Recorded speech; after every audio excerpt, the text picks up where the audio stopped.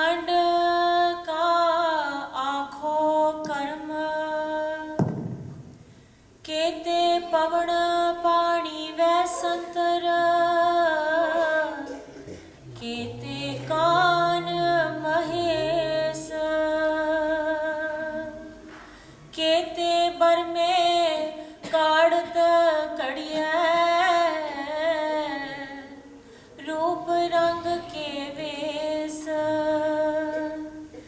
केतिया कर्म भूमि मेर केते केते धू उपदेश केते इंद चंद सूर केते केते मंडल देश केते सिद्ध बुद्ध नाथ केते केते देवी वेश केते देव दानव मुन केते केते रत्न समुंद केतिया खाणी केतिया बाणी केते पात नरिंद केतिया सुरती सेवक केते नानक अंत ना अंत। वाहिगुरु जी का खालसा वाहिगुरु जी की फतेह। परम सत्कारयोग भगत पावन भगत वछल जगदी जोत चवर छत्र तखत दे मालक मौके दे मालक पातशाह हाजर नाजर सतगुरु ज़ाहिरा ज़हूर हाजरा हजूर सरका भरपूर दसाई पातशाहियों की आत्मक जोत जगत गुरु वाह वाह बाणी निरंकार है तिस जे बुढ़ अवर न कोई। साहिब श्री गुरु ग्रंथ साहिब जी की हजूरी च जुड़ बैठे वडभागी सत्संगियों, आओ सतगुरां दी मेहरमत सदका सतगुरां दी बख्शीश सदका शुक्र है सतगुरां दे दर्शन दीदार संगतां दे दर्शन परसन गुरबाणी दी लोर हेठ गुरबाणी इस जग में जानन गुरबाणी दी रोशनी विच गुरबाणी दे प्रकाश विच सानू अपने जीवन सवारन दा इस पाक समा बख्शीश हो रहा है। तो निता प्रति आप जी हर रोज़ की तरह सतगुरां दी पवित्र बाणी श्री जपजी साहिब जी की विचार जो चल रही है। आप गुरु जी की कृपा नाल सरवण कर रहे हो। आओ अज भी संगत के रूप में उस तरह असीस दो तो जो प्रसाद संगत नूं चाहिदा है सतगुरु जी साड़ी झोलियां विच पा देन। असीसां देंदे हुए रस्मां की पवित्रता लई मन की पूर्ण एकाग्रता वास्ते सरबत माई पाई गुरसिख संगतां एक बार प्यार विच उच्चारण करो जी सतनाम श्री वाहिगुरु जी। फिर कृपा करो जी सतनाम श्री वाहिगुरु जी। धर्मखंड की पवित्र बाणी आप जी ने सरवण की है। तो मैं फिर दोहरा दिया कि ये जो 5 खंडा की बाणी है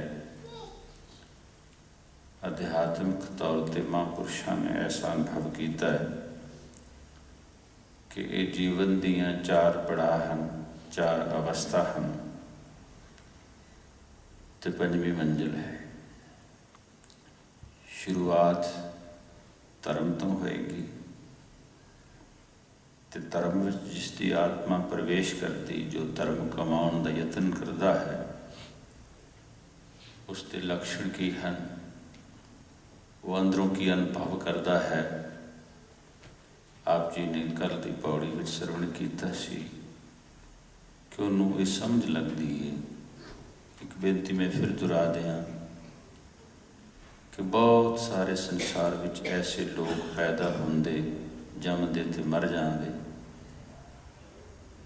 ਜਿਨ੍ਹਾਂ ਦੇ ਅੰਦਰ ਕਦੀ ਫੀਲਿੰਗ ਨਹੀਂ ਉੱਠਦੀ, ਜਿਨ੍ਹਾਂ ਦੇ ਅੰਦਰ ਕਦੀ ਜਾਗਰਤ ਪੈਦਾ ਹੀ ਨਹੀਂ ਹੁੰਦੀ ਕਿ ਅਸੀਂ ਕਿਉਂ ਆਏ ਹਾਂ ਸੰਸਾਰ ਲਈ, ਸੰਸਾਰ ਵਿੱਚ ਅਸੀਂ ਹਾਂ ਕਿਉਂ, ਕਿਸ ਵਾਸਤੇ ਸਾਡਾ ਜਨਮ ਤੇ ਜੀਵਨ ਹੈ। ਇਹ ਕੁਐਸਚਨ ਹੀ ਨਹੀਂ ਪੈਦਾ ਹੁੰਦਾ ਉਹਨਾਂ ਦੇ ਅੰਦਰ।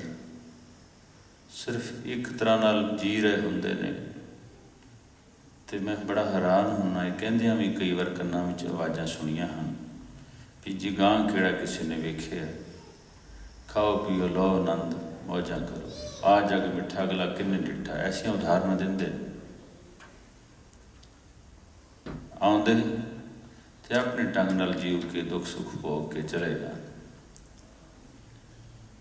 ਵਿਰਲੇ ਭਾਗਾਂ ਵਾਲੇ ਐਸੇ ਮਨੁੱਖ ਹਨ ਜਿਨ੍ਹਾਂ ਦੇ ਅੰਦਰ ਇਹ ਸਵਾਲ ਪੈਦਾ ਹੁੰਦਾ ਹੈ ਵੀ ਜੀ ਤੇ ਰਹੇ ਹਾਂ, ਪਰ ਕਿਉਂ ਜੀ ਰਹੇ, ਕਿਸ ਵਾਸਤੇ ਜੀ ਰਹੇ, ਜੀਵਨ ਦਾ ਮਨੋਰਥ ਕੀ ਹੈ, ਜੀਵਨ ਦਾ ਲਕਸ਼ ਕੀ ਹੈ, ਜੀਵਨ ਦਾ ਮਕਸਦ ਕੀ ਹੈ। ਤੇ ਸੱਚ ਜਾਣਿਆ ਕੋਈ ਵੀ ਸਿਆਣਾ ਮਨੁੱਖ ਸੰਸਾਰ ਵਿੱਚ ਐਸਾ ਨਹੀਂ ਹੁੰਦਾ। ਜੇ ਕੋਈ ਵੀ ਐਸਾ ਕੰਮ ਕਰਦਾ ਹੋਵੇ ਤੇ ਜਿਹਦਾ ਲਕਸ਼ ਕੋਈ ਨਾ ਹੋਵੇ, ਜਿਹਦਾ ਏਮ ਕੋਈ ਨਾ ਹੋਵੇ। ਇੱਕ ਸਿੰਪਲ ਵੀ ਬੰਦਾ ਘਰੋਂ ਬਾਹਰ ਨਿਕਲੇ ਤੇ ਸੁਭਾਵਿਕ ਅਸੀਂ ਪੁੱਛੀਏ ਵੀ ਕਿੱਧਰ ਚੱਲੇ ਹਾਂ, ਤੋ ਦੱਸ ਦਿੰਦਾ ਵੀ ਮੈਂ ਇਸ ਪਾਸੇ ਚੱਲਿਆ। ਜੇ ਕਵੇ ਐਵੇਂ ਯਾਰ ਚੱਲਿਆ ਹਾਂ ਤੇ ਕਵਾਂਗੇ ਝੂਠ ਬੋਲਦਾ, ਕਿਸੇ ਕੰਮ ਲਈ ਚੱਲਿਆ ਹੋ। ਭਾਵ ਵਿੱਚ ਇੱਕ ਕਦਮ ਵੀ ਮਨੁੱਖ ਜਦੋਂ ਕਿਸੇ ਪਾਸੇ ਪੁੱਟਦਾ ਹੈ ਉਹਦਾ ਕੋਈ ਨਿਸ਼ਾਨਾ ਹੁੰਦਾ, ਉਹਦਾ ਕੋਈ ਲਕਸ਼ ਹੁੰਦਾ।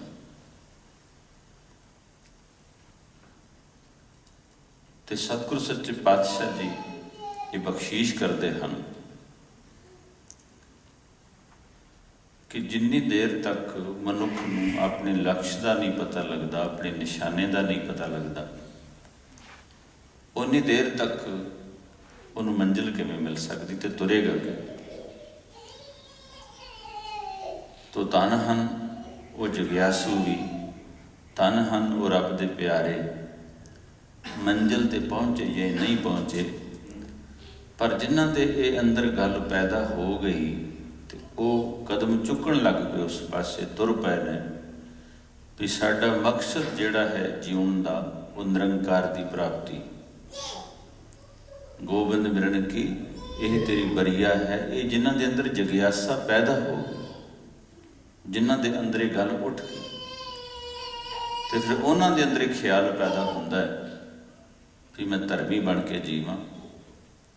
ਤੇ ਫਿਰ ਉਹਨਾਂ ਦੇ ਅੰਦਰ ਇਹ ਖਿਆਲ ਪੈਦਾ ਹੁੰਦਾ ਵੀ ਜੇ ਧਰਮ ਕਮਾਉਣਾ ਹੈ, ਧਰਮੀ ਬਣ ਕੇ ਜਿਉਣਾ ਹੈ, ਤਾਂ ਗਾਈਡੈਂਸ ਕਿੱਥੋਂ ਲਵਾਂ, ਜਾਂਚ ਕਿੱਥੋਂ ਸਿੱਖਾਂ।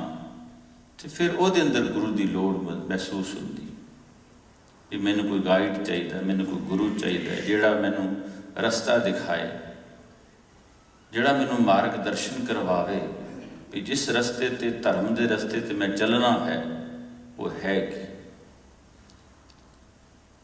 ਤੇ ਫਿਰ ਸਤਿਗੁਰੂ ਜੀ ਨੇ ਬਾਣੀ 'ਚ ਆਖਿਆ, ਫਿਰ ਉਹ ਤੁਰਦਾ ਹੈ ਵੀ ਗੁਰੂ ਦੁਆਰੇ ਹੋਏ ਸੋਝੀ ਪਾਏ ਸੀ। ਉਹ ਗੁਰੂ ਕੋਲੋਂ ਫਿਰ ਸੋਝੀ ਲੈਂਦਾ ਹੈ, ਗੁਰੂ ਕੋਲੋਂ ਉਹ ਮਾਰਗ ਧਰਮ ਦਾ ਸਿੱਖਦਾ ਹੈ। ਤੇ ਫਿਰ ਉਸ ਦੇ ਅੰਦਰ ਇਹ ਧਰਮ ਦਾ ਮੂਲ ਜੋ ਬੀਜ ਹੈ ਪਹਿਲਾਂ ਇਹ ਪੈਦਾ ਹੁੰਦਾ ਹੈ, ਜੋ ਆਪ ਜੀ ਨੇ ਸਰਵਣ ਕੀਤਾ, ਰਾਤੀ ਰੁੱਤੀ ਤਿੱਤੀ ਵਾਰ ਪਵਨ ਪਾਣੀ ਅਗਨੀ ਪਾਤਾਲ, ਤਿਸ ਵਿੱਚ ਧਰਤੀ ਥਾਪ ਰੱਖੀ ਧਰਮਸਾਲ। ਉਹਦੇ ਅੰਦਰ ਇਹ ਗੱਲ ਪੈਦਾ ਹੁੰਦੀ ਵੀ ਇਹ ਜਿਹੜੀ ਧਰਤੀ ਨਿਰੰਕਾਰ ਜੀ ਨੇ ਬਣਾਈ ਹੈ, ਆਹ ਜਿਹੜਾ ਬ੍ਰਹਿਮੰਡ ਪਰਮੇਸ਼ਰ ਜੀ ਨੇ ਬਣਾਇਆ ਹੈ, ਇਹ ਸਾਰੀ ਧਰਤੀ ਹੀ ਧਰਮਸਾਲ ਹੈ। ਇਹ ਸਾਰੀ ਧਰਤੀ ਹੈ ਹੀ ਧਰਮ ਕਮਾਉਣ ਵਾਸਤੇ। ਇਹ ਧਰਤੀ ਬਣੀ ਇਸੇ ਵਾਸਤੇ ਵੀ ਮੈਂ ਧਰਮੀ ਬਣਾ, ਤੇ ਧਰਮੀ ਜੀਵਾਂ ਵਾਸਤੇ, ਧਰਮ ਕਮਾਉਣ ਵਾਸਤੇ ਹੀ ਹੈ, ਤੇ ਧਰਮ ਲੈਣ ਵਾਸਤੇ ਹੀ ਆਏ। ਫਿਰ ਅੱਗੇ ਆਪ ਨੇ ਸਰਣ ਕੀਤਾ ਸੀ ਵੀ ਤਿਸ ਵਿੱਚ ਜੀ ਜੁਗਤ ਕੇ ਰੰਗ ਤਿਨ ਕੇ ਨਾਮ ਅਨੇਕ ਅਨੰਤ। ਉਹਨੂੰ ਪਤਾ ਲੱਗਦਾ ਕਿ ਬੜੇ ਜੀਵ ਜਨਤਾ, ਕਈ ਤਰ੍ਹਾਂ ਦੇ ਮਨੁੱਖ ਸੰਸਾਰ ਵਿੱਚ ਨਿਰੰਕਾਰ ਜੀ ਨੇ ਪੈਦਾ ਕੀਤੇ।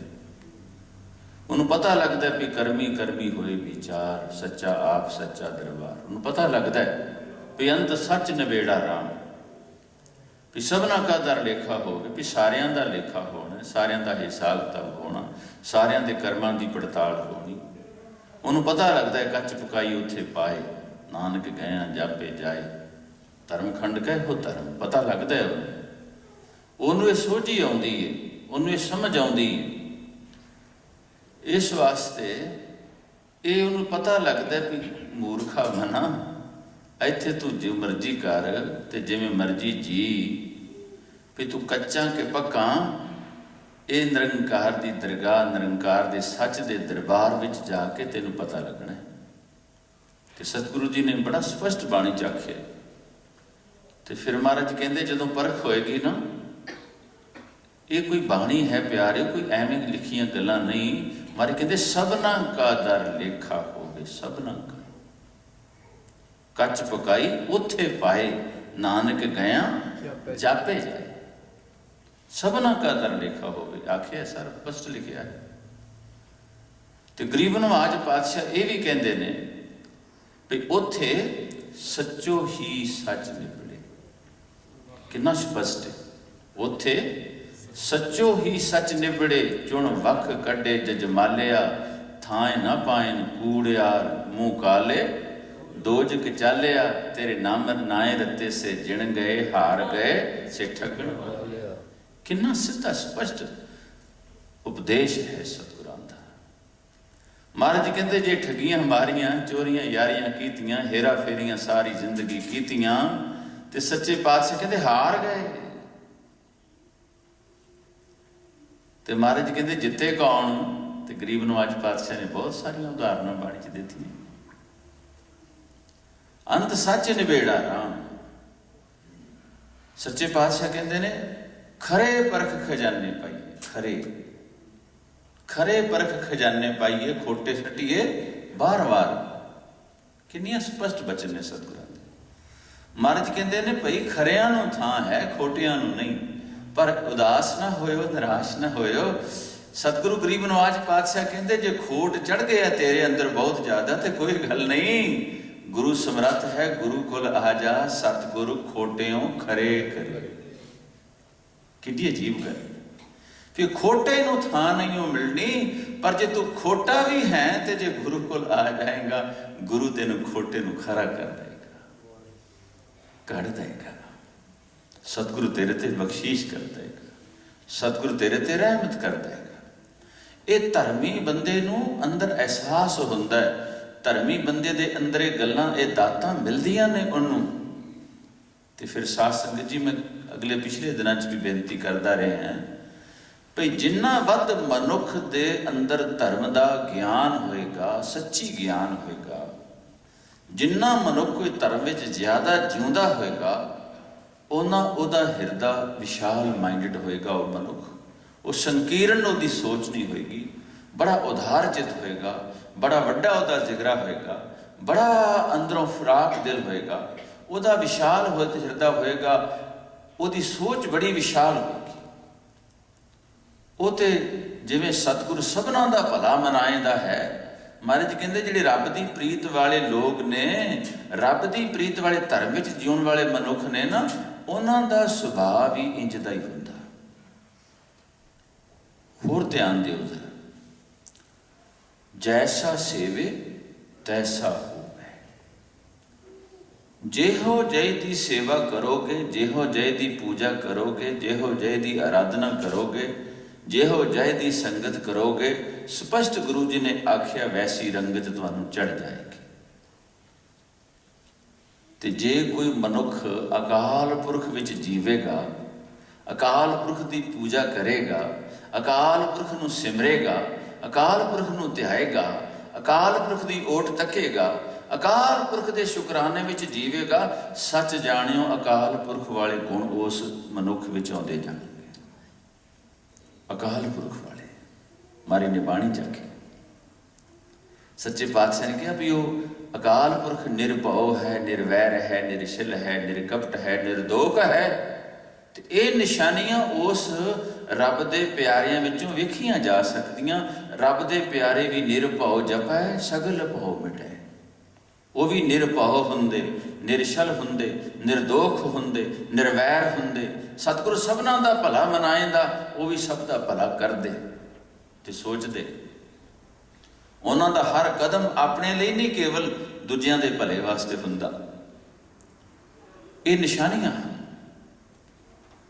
ਤੇ ਜਿਵੇਂ ਜਿਵੇਂ ਆਪਾਂ ਉਹਦੇ ਵਿੱਚ ਜਾਂਦੇ ਜਾਵਾਂਗੇ, ਸੱਚ ਜਾਣਿਓ, ਫਿਰ ਲਿਆਉਣੀਆਂ ਨਹੀਂ ਪੈਂਦੀਆਂ, ਆਟੋਮੈਟਿਕਲੀ ਸੁਭਾਵਕ ਹੀ ਉਸ ਗੁਣਾਂ ਦੇ ਖਜ਼ਾਨੇ ਨਿਰੰਕਾਰ ਜੀ ਦੇ ਗੁਣ ਤੁਹਾਡੇ ਵਿੱਚ ਆਉਂਦੇ ਜਾਣਗੇ। ਤੁਸੀਂ ਨਿਰਭਉ ਹੋ ਜਾਓਗੇ, ਨਿਰਛਲ ਹੋ ਜਾਓਗੇ, ਨਿਰਵੈਰ ਹੋ ਜਾਓਗੇ, ਨਿਰਕਪਟ ਹੋ ਜਾਓਗੇ, ਨਿਰਦੋਖ ਹੋ ਜਾਓਗੇ, ਈਰਖਾ ਰਹਿਤ ਹੋ ਜਾਓਗੇ, ਸਭਨਾਂ ਦਾ ਭਲਾ ਕਰਨ ਵਾਲੇ ਹੋ ਜਾਓਗੇ। ਮਿੱਠ ਬੋਲੜਾ ਜੀ ਹਰ ਸੱਜਣ ਸੁਆਮੀ ਮੋਰਾ, ਹਉ ਸੰਭਲ ਥੱਕੀ ਜੀ ਉਹ ਕਦੇ ਨਾ ਬੋਲੇ ਕੌਰਾ। ਕੌਰਾ ਬੋਲ ਨਾ ਜਾਣੇ ਪੂਰਨ ਭਗਵਾਨੇ, ਅਵਗੁਣ ਕੋ ਨਾ ਚਿਤਾਰੇ, ਸੁਭਾਏ ਨਾ ਨਿਰੰਕਾਰ ਦਾ। ਮਹਾਰਾਜ ਕਹਿੰਦੇ ਰੱਬ ਦੇ ਪਿਆਰੇ ਵੀ ਮਿੱਠ ਤੇ ਨੀਵੀਂ ਨਾਨਕਾ, ਗੁਣ ਚੰਗਿਆਈਆਂ ਤਤ ਨਿਵੇਂ ਸੁਗੌਰਾ ਹੋਏ। ਅੰਦਰ ਉਹਨਾਂ ਦਾ ਰਸ ਨਾਲ ਭਰਿਆ ਹੋਏਗਾ, ਅੰਦਰ ਉਹਨਾਂ ਦਾ ਨਿਰਛਲ ਹੋਏਗਾ, ਅੰਦਰ ਉਹਨਾਂ ਦਾ ਨਿਰਕਪਟ ਹੋਏਗਾ, ਅੰਦਰ ਉਹਨਾਂ ਦਾ ਨਿਰਦੋਖ ਹੋਏਗਾ। ਉਹ ਅੰਦਰੋਂ ਰੰਗੇ ਹੋਣਗੇ, ਅੰਦਰ ਰਸ ਨਾਲ ਭਰੇ ਹੋਣਗੇ, ਤੇ ਉਹਨਾਂ ਦੀ ਰਸਨਾ ਤੇ ਵੀ ਉਹ ਰਸ ਹੋਏਗਾ। ਤੇ ਮਹਾਰਾਜ ਸੱਚੇ ਪਾਤਸ਼ਾਹ ਕਹਿੰਦੇ ਨੇ ਬਈ ਭਲਿਓ, ਉਹ ਕਦੀ ਕਿਸੇ ਨਾਲ ਵੈਰ ਕਰ ਹੀ ਨਹੀਂ ਸਕਦੇ, ਉਹਨਾਂ ਨੂੰ ਕਰਨਾ ਆਉਂਦਾ ਹੀ ਨਹੀਂ ਹੈ। ਰੱਬ ਵਾਲੇ ਗੁਣ ਅੰਦਰ ਆਉਂਦੇ ਜਾਣਗੇ।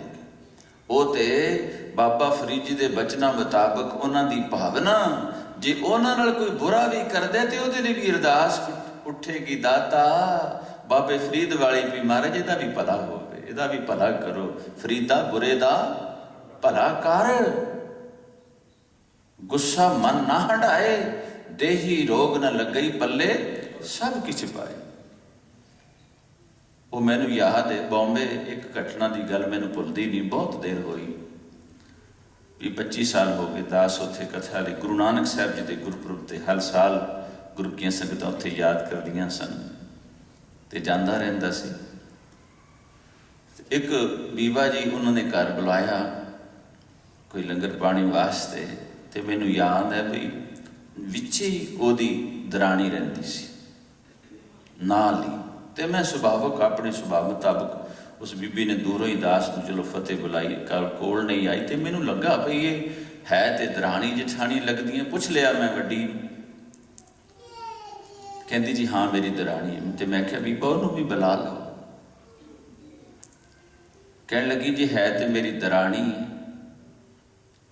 ਪਰ ਮੈਨੂੰ 10 ਸਾਲ ਹੋ ਗਏ ਨੇ, ਅਸੀਂ ਬੋਲੀਆਂ ਹੀ ਨਹੀਂ ਕਦੀ ਆਪਸ ਵਿੱਚ। ਤੇ ਮੈਂ ਸੁਭਾਵਕ ਪੁੱਛ ਲਿਆ ਕਿਉਂ? ਤੋ ਖੈਰ ਉਹਨੇ ਜਦੋਂ ਗੱਲਾਂ ਛੇੜੀਆਂ ਉਹਦੀਆਂ ਨਿੰਦਿਆ ਦੀਆਂ, ਮੈਂ ਕਿਹਾ ਭੈਣੇ ਮੈਂ ਨਿੰਦਿਆ ਨਹੀਂ ਸੁਣ ਲਈ ਆਇਆ, ਪਰ ਮੈਨੂੰ ਇੱਕ ਗੱਲ ਦਾ ਤੇਰੀਆਂ ਗੱਲਾਂ ਚੋਂ ਪਤਾ ਲੱਗਾ ਵੀ ਤੇਰੇ ਅੰਦਰ ਤੇ ਉਹਦੀ ਈਰਖਾ ਬੜੀ, ਤੇ ਤੂੰ ਤੇ ਬੜਾ, ਤੇ ਤੇਰੇ ਅੰਦਰ ਤੇ ਬੜਾ ਦੁੱਖ ਹੈ ਉਹਦੇ ਵਾਸਤੇ, ਤੇ ਤੂੰ ਕਹਿੰਦੀ ਹੈ ਮੈਂ ਸੁਖੀ ਨਹੀਂ ਹੁੰਦੀ। ਮੈਂ ਜੀ ਬੜੀ ਦੁਖੀ ਹਾਂ ਜੀ, ਮੈਨੂੰ ਰੱਬ ਨੇ ਬੜੇ ਦੁੱਖ ਦਿੱਤੇ ਨੇ, ਤੇ ਮੈਂ ਤੈਨੂੰ ਸੱਚੀ ਗੱਲ ਕਹਾਂ ਬਾਕੀ ਦੁੱਖਾਂ ਦਾ ਤੇ ਮੈਨੂੰ ਪਤਾ ਨਹੀਂ, ਤੂੰ ਸੁਖੀ ਹੋ ਨਹੀਂ ਸਕਦੀ। ਕਿਉਂ ਜੀ, ਕਿਉਂ ਨਹੀਂ ਤੂੰ ਸੁਖੀ ਹੋ ਸਕਦੀ? ਮੈਂ ਕਿਹਾ ਕਿਉਂਕਿ ਤੂੰ ਹਰ ਵੇਲੇ ਉਹਦਾ ਬੁਰਾ ਸੋਚਦੀ ਰਹਿੰਦੀ, ਤੇ ਜਦੋਂ ਤੂੰ ਹਰ ਵੇਲੇ ਉਹਦਾ ਬੁਰਾ ਸੋਚਦੀ ਰਹਿਨੀ ਹੈ ਤੇ ਬੁਰੇ ਵਾਸਤੇ ਹੀ ਕਦਮ ਚੁੱਕਦੀ ਰਹਿਨੀ ਹੈ, ਤੇਰਾ ਭਲਾ ਕਿਵੇਂ ਹੋਵੇਗਾ? ਤੂੰ ਸ਼ਾਂਤ ਕਿਵੇਂ ਹੋਵੇਂਗੀ? ਤੇਰੇ ਅੰਦਰ ਠੰਡ ਕਿਵੇਂ ਪਵੇਗੀ? ਖੈਰ ਕੁਝ ਬਚਨ ਹੋਏ, ਡਰ ਵੀ ਗਈ, ਕੁਝ ਮਨ ਵਿੱਚ ਵੀ ਆਇਆ। ਗੁਰੂ ਨੇ ਕਿਰਪਾ ਕੀਤੀ, ਦਾਸ ਨੇ, ਤੇ ਕੀ ਆਖਣਾ ਸੀ। ਥੋੜੇ ਚਿਰ ਬਾਅਦ, ਫਿਰ ਥੋੜੇ ਦਿਨਾਂ ਬਾਅਦ ਜੀ ਮੈਨੂੰ ਕਹਿਣ ਲੱਗੇ ਵੀ ਮਹਾਰਾਜ ਮੈਂ ਕੋਈ ਮੇਰਾ ਹੱਲ ਹੈ ਵੀ ਮੇਰੇ ਅੰਦਰੋਂ ਜਾਂਦੀ ਨਹੀਂ, ਸੱਚੀ ਗੱਲ ਹੈ ਤੁਹਾਡੀ ਈਰਖਾ, ਵੀ ਮੈਂ ਕੀ ਕਰਾਂ, ਬੜਾ ਅੰਦਰ ਸੜਦਾ ਹੈ, ਪਰ ਤੁਹਾਡੇ ਬਚਨ ਉਦਨ ਦੇ ਮੇਰੇ ਅੰਦਰ ਐਸਾ ਘਾਓ ਕੀਤਾ ਵੀ ਮੈਂ ਕਰਾਂ ਕੀ ਹੁਣ। ਮੈਂ ਕਿਹਾ ਬਾਣੀ ਪੜ੍ਹਦੀ ਹੁੰਦੀ? ਕਹਿੰਦੀ ਪੜ੍ਹਦੀ, ਨਿਤਨੇਮ ਥੋੜਾ ਬਹੁਤਾ ਕਰਦੀ ਹਾਂ। ਮੈਂ ਕਿਹਾ ਫਿਰ ਜਿੱਥੇ ਤੂੰ ਨਿਤਨੇਮ ਕਰਦੀ ਹੈ ਨਾ, ਉੱਥੇ ਇੱਕ ਜਪਜੀ ਸਾਹਿਬ ਦਾ ਪਾਠ ਆਪਣੇ ਨਿਤਨਾਮ ਤੋਂ ਵੱਧ ਕਰਕੇ ਤੇ ਉਹਦੇ ਲਈ ਵੀ ਅਰਦਾਸ ਕਰਿਆ ਕਰ ਵੀ ਹੇ ਸਤਿਗੁਰੂ ਜੀ, ਇਹ ਜਪ ਜੀ ਸਾਹਿਬ ਦਾ ਪਾਠ ਉਹਦੇ ਲਈ ਹੈ ਤੇ ਉਹਦਾ ਭਲਾ ਕਰੋ। ਤੇ ਇੱਕਦਮ ਪਹਿਲਾਂ ਤੇ ਗਰਮ ਹੋ ਗਈ ਜੀ, ਮੈਂ ਉਹਦੇ ਲਈ ਕਿਉਂ ਅਰਦਾਸ ਕਰਾਂ, ਉਹਦੇ ਭਲੇ ਵਾਸਤੇ ਕਿਉਂ ਅਰਦਾਸ ਕਰਾਂ। ਮੈਂ ਕਿਹਾ ਨਹੀਂ ਕਰਨਾ, ਫਿਰ ਛੱਡਦੀ ਰਹੋ। ਮੈਨੂੰ ਤੇ ਇਉਂ ਲੱਗਦਾ ਜੇ ਉਹਦੇ ਭਲੇ ਵਾਸਤੇ ਅਰਦਾਸ ਕਰੇਂਗੀ, ਉਹਦੇ ਵਾਸਤੇ ਬਾਣੀ ਪੜ੍ਹ ਕੇ ਅਰਦਾਸ ਕਰੇਂਗੀ ਤਾਂ ਤੇਰਾ ਭਲਾ ਹੋਣਾ, ਕਿਉਂਕਿ ਤੂੰ ਉਹਦੇ ਨਾਲ ਈਰਖਾ ਬੜੀ ਕੀਤੀ। ਤੇ ਸੱਚ ਜਾਣਿਓ, ਫਿਰ 2-3 ਸਾਲ ਲੰਘੇ, ਜਦੋਂ ਉਹ ਕਰਦੀ ਰਹੀ ਤੇ ਫਿਰ ਉਹਨੂੰ ਕੁਝ ਠੰਡ ਪਈ ਸੀ, ਕਹਿਣ ਲੱਗੀ ਜੀ ਮੈਂ ਹੁਣ ਆਪ ਉਹਨੂੰ ਬੁਲਾਉਣ ਲੱਗ ਪਈ ਹਾਂ, ਉਹ ਵੀ ਬੁਲਾਉਣ ਲੱਗ ਪਈ ਹੈ, ਮੇਰੇ ਅੰਦਰੋਂ ਵੈਰ ਘਟ ਗਿਆ ਉਹਦੇ ਲਈ, ਹੁਣ ਨਹੀਂ ਈਰਖਾ ਪਾਉਂਦੀ। ਸਾਧ ਸੰਗਤ ਜੀ, ਜਦੋਂ ਅਸੀਂ ਕਿਸੇ ਦੇ ਬਾਰੇ ਬੁਰਾ ਸੋਚਦੇ ਹਾਂ, ਕਿਸੇ ਦੇ ਬਾਰੇ ਈਰਖਾ ਕਰਦੇ ਹਾਂ, ਕਿਸੇ ਦੇ ਵੱਲ ਵੇਖ ਕੇ, ਕਿਸੇ ਦਾ ਚੰਗਾ ਕਾਰੋਬਾਰ ਵੇਖ ਕੇ ਸੜਦੇ ਹਾਂ, ਕਿਸੇ ਦੇ ਚੰਗੇ ਬੱਚੇ ਵੇਖ ਕੇ ਸੜਦੇ ਹਾਂ, ਚੰਗਾ ਕਿਸੇ ਦਾ ਧਨ ਵੇਖ ਕੇ ਸੜਦੇ ਹਾਂ, ਕਿਸੇ ਦੀਆਂ ਚੰਗੀਆਂ ਕੋਠੀਆਂ ਵੇਖ ਕੇ ਸੜਦੇ ਹਾਂ, ਸੱਚ ਜਾਣਿਓ ਸਾਡਾ ਅੰਦਰ ਵੀ ਸੜ ਜਾਏ। ਨਹੀਂ, ਸਾਡਾ ਭਲਾ ਨਹੀਂ ਜੇ ਹੋਣਾ ਜੇ ਅਸੀਂ ਕਿਸੇ ਦਾ ਬੁਰਾ ਮੰਗਦੇ ਹਾਂ। ਤੇ ਮੈਂ ਤੇ ਹੱਥ ਜੋੜ ਕੇ ਤੁਹਾਡੇ ਕੋਲ ਬੇਨਤੀ ਕਰਾਂਗਾ, ਜਿਹੜਾ ਮਨੁੱਖ ਕਿਸੇ ਦੇ ਰਾਹਾਂ 'ਚ ਕੰਡੇ ਬੀਜਦਾ ਹੈ, ਉਹਨੂੰ ਹੱਥਾਂ ਨਾਲ ਖਿਲਾਰੇ ਹੋਏ ਅੱਖਾਂ ਨਾਲ ਚੁਗਣੇ ਪੈਂਦੇ। ਜਿਹੜਾ ਕਿਸੇ ਦੇ ਰਾਹਾਂ 'ਚ ਕੰਡੇ ਬੀਜਦਾ ਹੈ, ਉਹਨੂੰ ਹੱਥਾਂ ਨਾਲ ਖਿਲਾਰੇ ਅੱਖਾਂ ਨਾਲ ਚੁਗਣੇ ਪੈਂਦੇ ਹੈ। ਜਿਹੜਾ ਕਿਸੇ ਦੇ ਰਾਹਾਂ ਵਿੱਚ ਟੋਏ ਪੁੱਟਦਾ ਹੈ, ਉਹਦੇ ਵਾਸਤੇ ਖੂਹ ਤੇ ਖਾਤੇ ਤਿਆਰ ਨੇ। ਜਿਹੜਾ ਬੰਦਾ ਕਿਸੇ ਦਾ ਬੁਰਾ ਕਰਦਾ ਹੈ, ਉਹਦਾ ਭਲਾ ਕਦੀ ਹੋ ਹੀ ਨਹੀਂ ਸਕਦਾ। ਗੁਰੂ ਸਾਹਿਬ ਤੇ ਕਹਿੰਦੇ ਬੁਰੇ ਦਾ ਵੀ ਭਲਾ ਕਰ, ਬਾਕੀਆਂ ਦੀ ਤੇ ਗੱਲ ਛੱਡੋ। ਜਦੋਂ ਅਸੀਂ ਭਲੇ ਵਾਸਤੇ ਸੋਚਾਂਗੇ ਸਾਰਿਆਂ ਦੇ, ਸੱਚ ਜਾਣਿਓ ਜਦੋਂ ਸਰਬੱਤ ਦਾ ਭਲਾ ਮੰਗਣੇ ਵੀ ਆ ਤੇ ਕਰਾਂਗੇ, ਸਾਡਾ ਭਲਾ ਆਪਣੇ ਆਪ ਹੁੰਦਾ ਜਾਏਗਾ। ਸਾਡਾ ਭਲਾ ਆਪਣੇ ਆਪ ਹੁੰਦਾ ਜਾਏਗਾ। ਤੇ ਜਦੋਂ ਅਸੀਂ ਕਿਸੇ ਦਾ ਬੁਰਾ ਕਰਾਂਗੇ ਤੇ ਸੋਚਾਂਗੇ ਨਾ, ਉਦੋਂ ਸਾਡਾ ਬੁਰਾ ਹੁੰਦਾ ਜਾਣਾ। ਅਗਲੇ ਦਾ ਭਾਵੇਂ ਹੋਵੇ ਭਾਵੇਂ ਨਾ ਹੋਵੇ, ਸਾਡਾ ਨਹੀਂ ਕੁਝ ਵੀ ਰਹਿਣਾ। ਔਰ ਮੈਂ ਤੇ ਹੈਰਾਨ ਹੋਇਆ ਬਾਈਬਲ ਦੇ ਬਚਨ ਵੀ ਸੁਣ ਕੇ ਕਿ ਈਸਾ ਜੀ ਨੇ ਬੜਾ ਸਪਸ਼ਟ ਲਿਖਿਆ ਵੀ ਜੇਕਰ ਤੂੰ ਮੇਰੇ ਕੋਲ ਆਉਣਾ ਹੈ ਨਾ, ਤੇ ਜੇ ਗੁਆਂਢੀਆਂ ਨਾਲ ਲੜਿਆ ਹੋਇਆ ਹੈ, ਉਹਨਾਂ ਨਾਲ ਨਾਰਾਜ਼ ਹੈ, ਉਹਨਾਂ ਨੂੰ ਤੂੰ ਦੁਖੀ ਕੀਤਾ, ਤੇ ਪਹਿਲਾਂ ਉਹਨਾਂ ਨੂੰ ਮਨਾ ਕੇ ਆ ਤੇ ਤਾਂ ਮੇਰੇ ਕੋਲ ਆਵੀਂ। ਹੱਦ ਹੋ ਗਈ। ਇਹਦਾ ਮਤਲਬ ਸਮਝਿਓ, ਜ਼ਰਾ ਇਸ਼ਾਰਾ ਸਮਝਿਓ ਵੀ ਜੇ ਤੂੰ ਆਪਣੇ ਆਂਢ ਗੁਆਂਢ ਵਿੱਚ ਉਹਨਾਂ ਦਾ ਬੁਰਾ ਸੋਚੀ ਜਾਣਾ, ਤੇ ਮੇਰੇ ਕੋਲ ਆ ਕੇ ਤੇਰਾ ਭਲਾ ਕਿਵੇਂ ਹੋਵੇਗਾ? ਨਹੀਂ, ਸਰਬੱਤ ਦੇ ਭਲੇ ਵਾਸਤੇ ਪਹਿਲਾਂ ਸੋਚ ਤੇ ਕਰ, ਫਿਰ ਤੇਰਾ ਭਲਾ ਆਟੋਮੈਟਿਕਲੀ ਹੋ ਜਾਏਗਾ। ਤੇ ਮੇਰਾ ਕਹਿਣ ਦਾ ਭਾਵ ਇਹ ਸੀ, ਜਿਹੜਾ ਧਰਮੀ ਬੰਦਾ ਹੈ, ਉਹਦਾ ਹਿਰਦਾ ਇੰਨਾ ਵਿਸ਼ਾਲ ਹੋ ਜਾਂਦਾ ਕਿ ਉਹ ਦੂਸਰਿਆਂ ਨੂੰ ਵੀ ਉਹਦੇ ਅੰਦਰ ਥਾਂ ਹੁੰਦੀ, ਉਹਦੇ ਅੰਦਰ ਰੱਬ ਵਾਲੇ ਗੁਣ ਆਉਂਦੇ ਜਾਂਦੇ। ਤੇ ਜਿਹੜੇ ਰੱਬੀ ਗੁਣ ਗੁਰਬਾਣੀ 'ਚ ਲਿਖੇ ਹਨ, ਕਿਉਂਕਿ ਧਿਆਨ ਦਿਓ ਜ਼ਰਾ, ਮਤਗੁਰ ਸੱਚੇ ਪਾਤਸ਼ਾਹ ਨੇ, ਸਤਿਗੁਰੂ ਜੀ ਨੇ ਬੜਾ ਸਪਸ਼ਟ ਲਿਖਿਆ ਹੈ ਵੀ ਸਤਿਗੁਰ ਸਿੱਖ ਹੈ ਤੇ ਸਿੱਖ ਸਤਿਗੁਰੂ ਹੈ। ਸਿੱਖ ਵਿੱਚੋਂ ਗੁਰੂ ਦੇ ਦਰਸ਼ਨ ਹੁੰਦੇ। ਉਹ ਕਿਹੜਾ ਸਿੱਖ ਹੋਏਗਾ, ਉਹ ਕਿਸ ਤਰ੍ਹਾਂ ਦਾ ਸਿੱਖ ਹੋਏਗਾ, ਜਿਹਨੂੰ ਧੰਨ ਗੁਰੂ ਗੋਬਿੰਦ ਸਿੰਘ ਸਾਹਿਬ ਸੱਚੇ ਪਾਤਸ਼ਾਹ ਬਾਰ-ਬਾਰ ਕਹਿੰਦੇ ਹੈ ਵੀ ਤੂੰ ਮੇਰਾ ਰੂਪ ਹੈ, ਤੂੰ ਮੇਰੀ ਜਾਨ ਕੀ ਜਾਨ ਹੈ, ਮੇਰਾ ਪਿੰਡ ਪ੍ਰਾਣ ਹੈ। ਕਿੰਨੀ ਅਜੀਬ ਗੱਲ ਹੈ। ਜਿੱਥੇ ਮਹਾਰਾਜ ਨੇ ਕਿਹਾ ਖਾਲਸਾ ਮੇਰੀ ਜਾਨ ਕੀ ਜਾਨ, ਖਾਲਸਾ ਮੇਰੋ ਪਿੰਡ ਪ੍ਰਾਨ, ਔਰ ਉੱਥੇ ਆਖਿਆ ਖਾਲਸਾ ਮੇਰਾ ਸੱਜਣ ਸੂਰਾ, ਖਾਲਸਾ ਮੇਰਾ ਸਤਿਗੁਰ ਪੂਰਾ। ਔਰ ਇੱਥੋਂ ਤੱਕ ਲਿਖ ਦਿੱਤਾ ਸਤਿਗੁਰਾਂ ਨੇ, ਇਨਹੀ ਕੀ ਕਿਰਪਾ ਕੇ ਸਜੇ ਹਮ ਹੈ, ਨਹੀਂ ਮੋਸੋ ਗਰੀਬ ਕਰੋੜ ਭਰੇ। ਕਹਿੰਦੇ ਇਹਨਾਂ ਦੀ ਕਿਰਪਾ ਨਾਲ ਮੈਂ ਤਖਤ ਤੇ ਸਜ ਕੇ ਬੈਠਾ ਹੋਇਆ, ਨਹੀਂ ਤੇ ਮੇਰੇ ਵਰਗੇ ਕਰੋੜਾਂ ਗਰੀਬ ਇੱਥੇ ਰੁਲਦੇ ਫਿਰਦੇ। ਏਡੀ ਨਿਮਰਤਾ, ਏਡੀ ਵਡਿਆਈ, ਬੱਲੇ ਬੱਲੇ ਬੱਲੇ ਬੱਲੇ। ਤੇ ਸਤਿਗੁਰੂ ਸੱਚੇ ਪਾਤਸ਼ਾਹ ਦੀ ਸਿਫਤ ਕਰਦਿਆਂ ਕਰਦਿਆਂ ਕਰਦਿਆਂ ਕਰਦਿਆਂ ਗਰੀਬ ਨਵਾਜ ਪਾਤਸ਼ਾਹ ਜਦੋਂ ਖਾਲਸੇ ਦੀ ਮਹਿਮਾ ਕਰਦੇ ਨੇ ਨਾ, ਇਹ ਮੇਰਾ ਸੱਜਣ ਸੂਰਾ, ਮੇਰਾ ਸਤਿਗੁਰੂ ਪੂਰਾ, ਮੇਰੀ ਜਾਨ ਕੀ ਜਾਨ, ਮੇਰਾ ਪਿੰਡ ਪ੍ਰਾਨ, ਵੀ ਇਹਨਾਂ ਇਹਦੇ ਵਿੱਚ ਤੇ ਤੁਹਾਡੇ 'ਚ ਤੇ ਮੇਰਾ ਕੋਈ ਫਰਕ ਹੀ ਨਹੀਂ, ਮੈਂ ਤੇਰੇ ਵਿੱਚ ਹੀ ਬੈਠਾ। ਤੇ ਮੈਨੂੰ ਇੰਝ ਲੱਗਦਾ ਹੈ ਵੀ ਸਤਿਗੁਰੂ ਦੇ ਮਨ 'ਚ ਆਇਆ ਹੋਣਾ ਵੀ ਕਿਤੇ ਕੋਈ ਕਿੰਤੂ ਪਰੰਤੂ ਬੜਾ ਛੇਤੀ ਅਸੀਂ ਕਰਦੇ ਹਾਂ, ਕੋਈ ਕਿੰਤੂ ਪਰੰਤੂ ਕਰਨ ਵਾਲਾ, ਕੋਈ ਸ਼ੱਕੀ ਕਿਤੇ ਸ਼ੱਕ ਨਾ ਕਰ ਲਏ ਵੀ ਪਤਾ ਨਹੀਂ ਮਹਾਰਾਜ ਖਰਿਆ ਜੰਗਾਂ ਜੁੱਧਾਂ ਚਲਾਉਣ ਵਾਸਤੇ, ਲੋਕਾਂ ਨੂੰ ਮਰਵਾਉਣ ਵਾਸਤੇ ਹੀ ਐਵੇਂ ਸਿਫਤ ਕਰ ਰਹੇ ਆ ਸਿੱਖਾਂ ਦੀ। ਧਿਆਨ ਦਿਓ ਜ਼ਰਾ, ਐਵੇਂ ਖਰਿਆ ਵਡਿਆਈ ਕਰ ਰਹੇ ਆ। ਨਹੀਂ, ਗਰੀਬ ਨਵਾਜ ਪਾਤਸ਼ਾਹ ਧੰਨ ਗੁਰੂ ਗੋਬਿੰਦ ਸਿੰਘ ਸਾਹਿਬ ਦਾ ਇਤਿਹਾਸ ਪੜ੍ਹੋ, ਜੀਵਨ ਪੜ੍ਹੋ, ਮੈਂ ਹੈਰਾਨ ਹੋ ਜਾਂਦਾ। सतगुर दी हिस्टरी पढ़ लो, सारा इतिहास पढ़ लो। गरीब नवाज पातशाह ने किते कसमां नहीं खादियां, किते सौ नहीं खादी, किते सुगंध नहीं खादी। पर अजीब गल यह है कि खालसे की महिमा गाउंदियां गाउंदियां भी तू मेरा खास रूप है, मेरी जान की जान है, मेरा पिंड पुराण है, तू मेरा सज्जन सूरा, तू मेरा सतगुर पूरा। इत्थे महाराज दो सुगंधां खांदे, दो कसमां खांदे भी किते शक ना करी खालसा, किते सिखा खालसा शक ना करी कि मैं एवें तेरी वडियाई कर रहे हैं, एवें तेरी उपमा कर रहे हैं। नहीं नहीं, महाराज जी कहंदे तां मैं रंच न मिथ्या भाखी पार ब्रह्म गुरु नानक साखी। कहते मैं गुरु नानक नूं साखी जान के, पार ब्रह्म नूं साखी जान के, मैं गुरु नानक दी सौं खा के, रब दी सौं खा के कहना तू मेरा रूप है ते मैं तेरा रूप है। मेरे तेरे विच कोई फर्क नहीं, मैं तेरे विच ही बैठा होया। खालसे में हूं करो निवास, मैं तेरे विच बैठा होया। और होर ध्यान दिओ, मैं ते हैरान होना ਜਦੋਂ महाराज शरीर करके चले ने ना संसार तो गुरगद्दी दे करके सतगुरु श्री गुरु ग्रंथ साहिब जी महाराज ने पंज परिक्रमा करके। सिखां दा प्यार ते बड़ा ना, शरीरक विछोड़ा भी नहीं सह सकते। ते कुछ सिखां ने, मुखी सिखां ने सतगुरां दे चरनां च आके बेनती कीती दा, हे अकाल पुरख सतगुरु सच्चा पातशाह, तू सारा कुछ दस दिता है कि सतगुरु श्री गुरु ग्रंथ साहिब जी नूं गुरु मनना है, पंज प्यारियां तो अमृत छकना है, सारा कुछ दसिया तुसी। पर सतगुरु सच्चे पातशाह जे भला साडा जी करे आ तुहाडे सोहणे स्वरूप दे दर्शन करन नूं, आ तुहाडे सोहणे स्वरूप नूं देखण नूं, ते फिर गरीब नवाज पातशाह फिर की करिया करांगे। गुरु ग्रंथ साहिब जी नूं गुरु मन लांगे, पंज प्यारियां तो अमृत छक लांगे। महाराज जो तुसी आख्या करांगे, पर तुहाडा सोहना स्वरूप हा देखण वास्ते, साडा जी करे दर्शन करन वास्ते, तो फिर की करांगे। इतिहास तुसी पढ़िया सुनिया। ते महाराज सच्चे पातशाह आखण लगे, गुरसिखो अजे भी पुछण दी लोड़ है, मैं तुहानूं सारा कुछ अपना बख्श दिता है।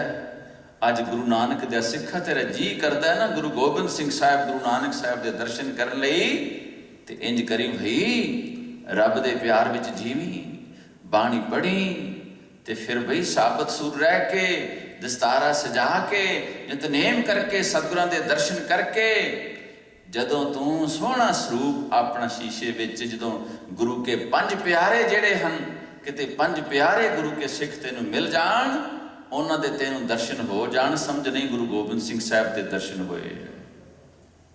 संगत विच जावी ते पंज गुरु के सिखां दे दर्शन हो जाण, ते समझ नहीं गुरु गोबिंद सिंह साहिब मिले है। सिखां दी तसल्ली नहीं होई। आखण लगे महाराज ऐसे शहर विच रहिए, ऐसे देश विच रहिए जिथे पंज सिख मिलनी ना, इदां दे रब दी प्रीत वाले, नितनेम वाले, बाणी पढ़न वाले। ते नाले महाराज सानू भी की पता है, सवाल उत्थे ही खड़ा भी अंदरों की ने। ते गरीब नवाज पातशाह कहन लगे नहीं, जे पंज नहीं ना मिलते, तो कई इतिहासकारां ने दो लिखे, तो कितने मारे कहते एक ही मिल गया। एक गुरु का प्यारा त्यार बर त्यार, बाणी दा रसिया, नाम दा रसिया, परमेश्वर दे प्यार च रहन वाला, जीण वाला, वो गुरु के सिखा। अज एक ही गुरु के सिख दे तेनों दर्शन हो गए ने ना, ते समझ ला प्यार वाले, ते समझ ला 10वें पातशाह गुरु गोबिंद सिंह साहिब दे दर्शन होए। आहा हा बलिहार जाइए सतगुरां दे, ते उन्हां सिखां दे प्यार वालियां दे। आखण लगे महाराज साडा नहीं जे मसला हल होया, अजे भी साडा सवाल उत्थे ही खड़ा जे जिथे पहला खड़ा सी। आख्या क्यों? महाराज किरत वास्ते तुसी किसी ऐसे थां ते सानू भेज दिओ जिथे एक भी सिख ना लभे, जिथे एक भी सिख दे दर्शन ना होण, फिर की करांगे? ते मेरे दयालु सतगुरु, मेहरबान सतगुरु, कृपालु सतगुरु एडे दयाल होए, एडे दयाल होए, एडे दयाल होए। कहंदे सिखा अच्छा इंज फिर करी भई सवेरे प्यार विच उठी, रब दे प्यार विच जुड़ी, निरंकार नाल जुड़ी, ते निरंकार नाल जुड़ के बाणी पढ़ के सतगुरां दे दर्शन करके सोहना दस्तारा सजा के जदों तू शीशे विच अपनी शक्ल वेखेगा, वो शक्ल सूरत भी तेरी नहीं होवेगी, तेरे गुरु दी होवेगी। तू समझ नहीं गुरु गोबिंद सिंह साहिब दे दर्शन होए है, इस तेरे दर्शन नहीं हो मेरे दर्शन हैं। ओए गुरसिखो अपने अंदर जरा झाती मारो, कम से कम शक्ल ते प्यो वाली होवे। तुहाडे दर्शन मेरे दर्शन, क्योंकि मैं तेरे च फर्क ही नहीं रखिया।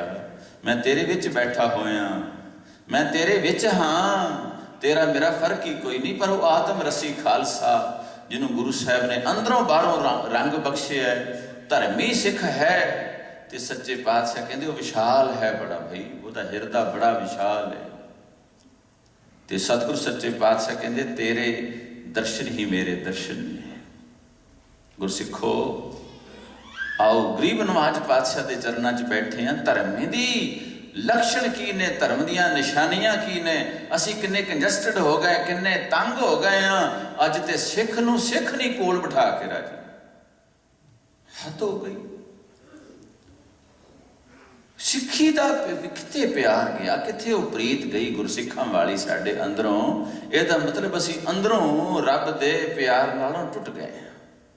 साडे अंदरों गुरु दी प्रीत, रब दी प्रीत, बाणी दी प्रीत, नाम दी प्रीत नहीं रही, घट गई है। ते जदों साडे अंदरों गुरु दा रंग घट गया ते उस वेले साडा अंदर खुश्क हो गया, ड्राई, अंदरों ड्राई आ, अंदरों खुश्कियां, अंदरों रस नहीं, अंदरों मौज नहीं, अंदरों खेड़ा नहीं, अंदरों आनंद नहीं। ਜਦੋਂ ਕੋਲ ਬਹਿਨੇ ਆ ਨਾ ਸਾਧ ਸੰਗਤ ਜੀ, ਕਿਤੇ ਮਾਫੀ ਦਿਓ ਮੈਨੂੰ, ਇੱਥੇ ਤੇ ਤੁਸੀਂ ਕਾਫੀ ਬਖਸ਼ਿਸ਼ ਵਾਲੇ ਸਿੱਖ ਆਉਂਦੇ ਨੇ, ਨਹੀਂ ਤੇ ਮੈਂ ਦੇਖਿਆ ਜਦੋਂ ਵੇਖਣ ਨੂੰ ਵੀ ਸਿੱਖੀ ਸਰੂਪ ਹੁੰਦਾ ਹੈ ਤੇ ਜਦੋਂ ਕੋਲ ਬਈਏ ਨਾ ਤੇ ਜਿਹੜੀ ਸਾਡੇ ਹਾਂਦ ਆਉਂਦੀ, ਕੋਈ ਰਸ ਨਹੀਂ, ਕੋਈ ਮੌਜ ਨਹੀਂ, ਕੋਈ ਖੇੜਾ ਨਹੀਂ, ਕੋਈ ਆਨੰਦ ਦੀ ਗੱਲ ਹੀ ਨਹੀਂ, ਕੋਈ ਰੰਗ ਨਹੀਂ। ਐਵੇਂ ਲੱਗੇਗਾ ਵੀ ਹੱਦ ਹੋ ਗਈ। ਵੇਖਣ ਨੂੰ ਸਿੱਖ ਲੱਗਦਾ ਹੈ ਤੇ ਇਹਦੇ ਕੋਲ ਬੈਠਿਆਂ ਨਿੰਦਿਆ ਹੀ ਨਿੰਦਿਆ, ਝੂਠ ਹੀ ਝੂਠ, ਈਰਖਾ ਹੀ ਈਰਖਾ, ਵੈਰ ਦੀਆਂ ਗੱਲਾਂ, ਨਿੰਦਿਆ ਦੀਆਂ ਗੱਲਾਂ, ਚੁਗਲੀਆਂ ਚੁਗਲੀਆਂ, ਭੈੜੀਆਂ ਗੱਲਾਂ। ਇਹ ਸਿੱਖ ਗੁਰੂ ਨਾਨਕ ਦਾ ਨਹੀਂ ਪਿਆਰੇ। ਜਿਸ ਸਿੱਖ ਦੀ ਸਰੂਪ ਵੀ ਸਿੱਖੀ ਦਾ ਹੋਵੇ, ਤੇ ਮੈਨੂੰ ਮਾਫੀ ਦੇ ਦਿਓ, ਮੈਂ ਪਿਛਲੇ ਦਿਨਾਂ 'ਚ ਵੀ ਵੇਖੀ ਬੇਨਤੀ ਕੀਤੀ ਸੀ। ਕਈ ਵਾਰ ਕਿਸੇ ਡੱਬੇ ਤੇ ਲਿਖਿਆ ਹੋਵੇ ਵੀ 100% ਦੇਸੀ ਖਾਲਸ ਘਿਓ, ਉੱਪਰ ਲਿਖਿਆ ਹੁੰਦਾ, ਤੇ ਡੱਬਾ ਖੋਲ ਕੇ ਵੇਖੋ ਤੇ ਵਿੱਚ ਕੱਖ ਵੀ ਨਾ ਹੋਵੇ, ਤੁਸੀਂ ਕਹਿਣਾ 420 ਹੈ। ਉੱਪਰ ਤੇ ਲਿਖਿਆ ਦੇਸੀ ਖਾਲਸ ਘਿਓ, ਤੇ ਵਿੱਚ ਕੱਖ ਵੀ ਨਹੀਂ। ਓਏ ਗੁਰੂ ਕਿਆ ਸਿੱਖਾ, ਤੇਰੀ ਸ਼ਕਲ ਸੂਰਤ ਸਿੱਖਾਂ ਵਾਲੀ, ਸੋਹਣਾ ਦਸਤਾਰਾ ਸਿਰ ਤੇ ਤੱਕ ਤੇ ਸੋਹਣਾ ਦਾੜਾ ਤੇਰੇ ਮੂੰਹ ਤੇ, ਸੋਹਣਾ ਸਰੂਪ ਤੇਰਾ ਸਿੱਖੀ ਦਾ, ਤੇ ਤੇਰੇ ਕੋਲ ਬਹਿ ਕੇ ਜੇ ਗੁਰੂ ਨਹੀਂ ਚੇਤੇ ਆਉਂਦਾ ਤੇ ਫਿਰ ਸਿੱਖ ਕਾਹਦਾ? ਫਿਰ ਕੋਈ ਸਿੱਖੀ ਤੇਰੇ ਕੋਲ ਨਹੀਂ। ਜੇ ਤੇਰੇ ਕੋਲ ਬਹਿ ਕੇ ਵੀ ਝੂਠ ਚੇਤੇ ਆਉਂਦਾ, ਤੇਰੇ ਕੋਲ ਬਹਿ ਕੇ ਵੀ ਨਿੰਦਿਆ ਚੇਤੇ ਆਉਂਦੀ ਹੈ, ਤੇਰੇ ਕੋਲ ਬਹਿ ਕੇ ਵੀ ਈਰਖਾ ਚੇਤੇ ਆਉਂਦੀ ਹੈ, ਤੇਰੇ ਕੋਲ ਬਹਿ ਕੇ ਵੀ ਚੁਗਲੀਆਂ ਚੇਤੇ ਆਉਂਦੀਆਂ, ਤੇਰੇ ਕੋਲ ਬਹਿ ਕੇ ਵੀ ਵਕਾਰ ਚੇਤੇ ਆਉਂਦੇ ਨੇ, ਤੇਰੇ ਕੋਲ ਬਹਿ ਕੇ ਵੀ ਸੰਸਾਰ ਵਿੱਚ ਲੋਕ ਗਵਾ ਜਾਂਦੇ ਨੇ, ਫਿਰ ਗੁਰੂ ਨਾਨਕ ਦਾ ਸਿੱਖ ਨਹੀਂ ਕੋਈ ਹੋਰ ਹੋਏਗਾ।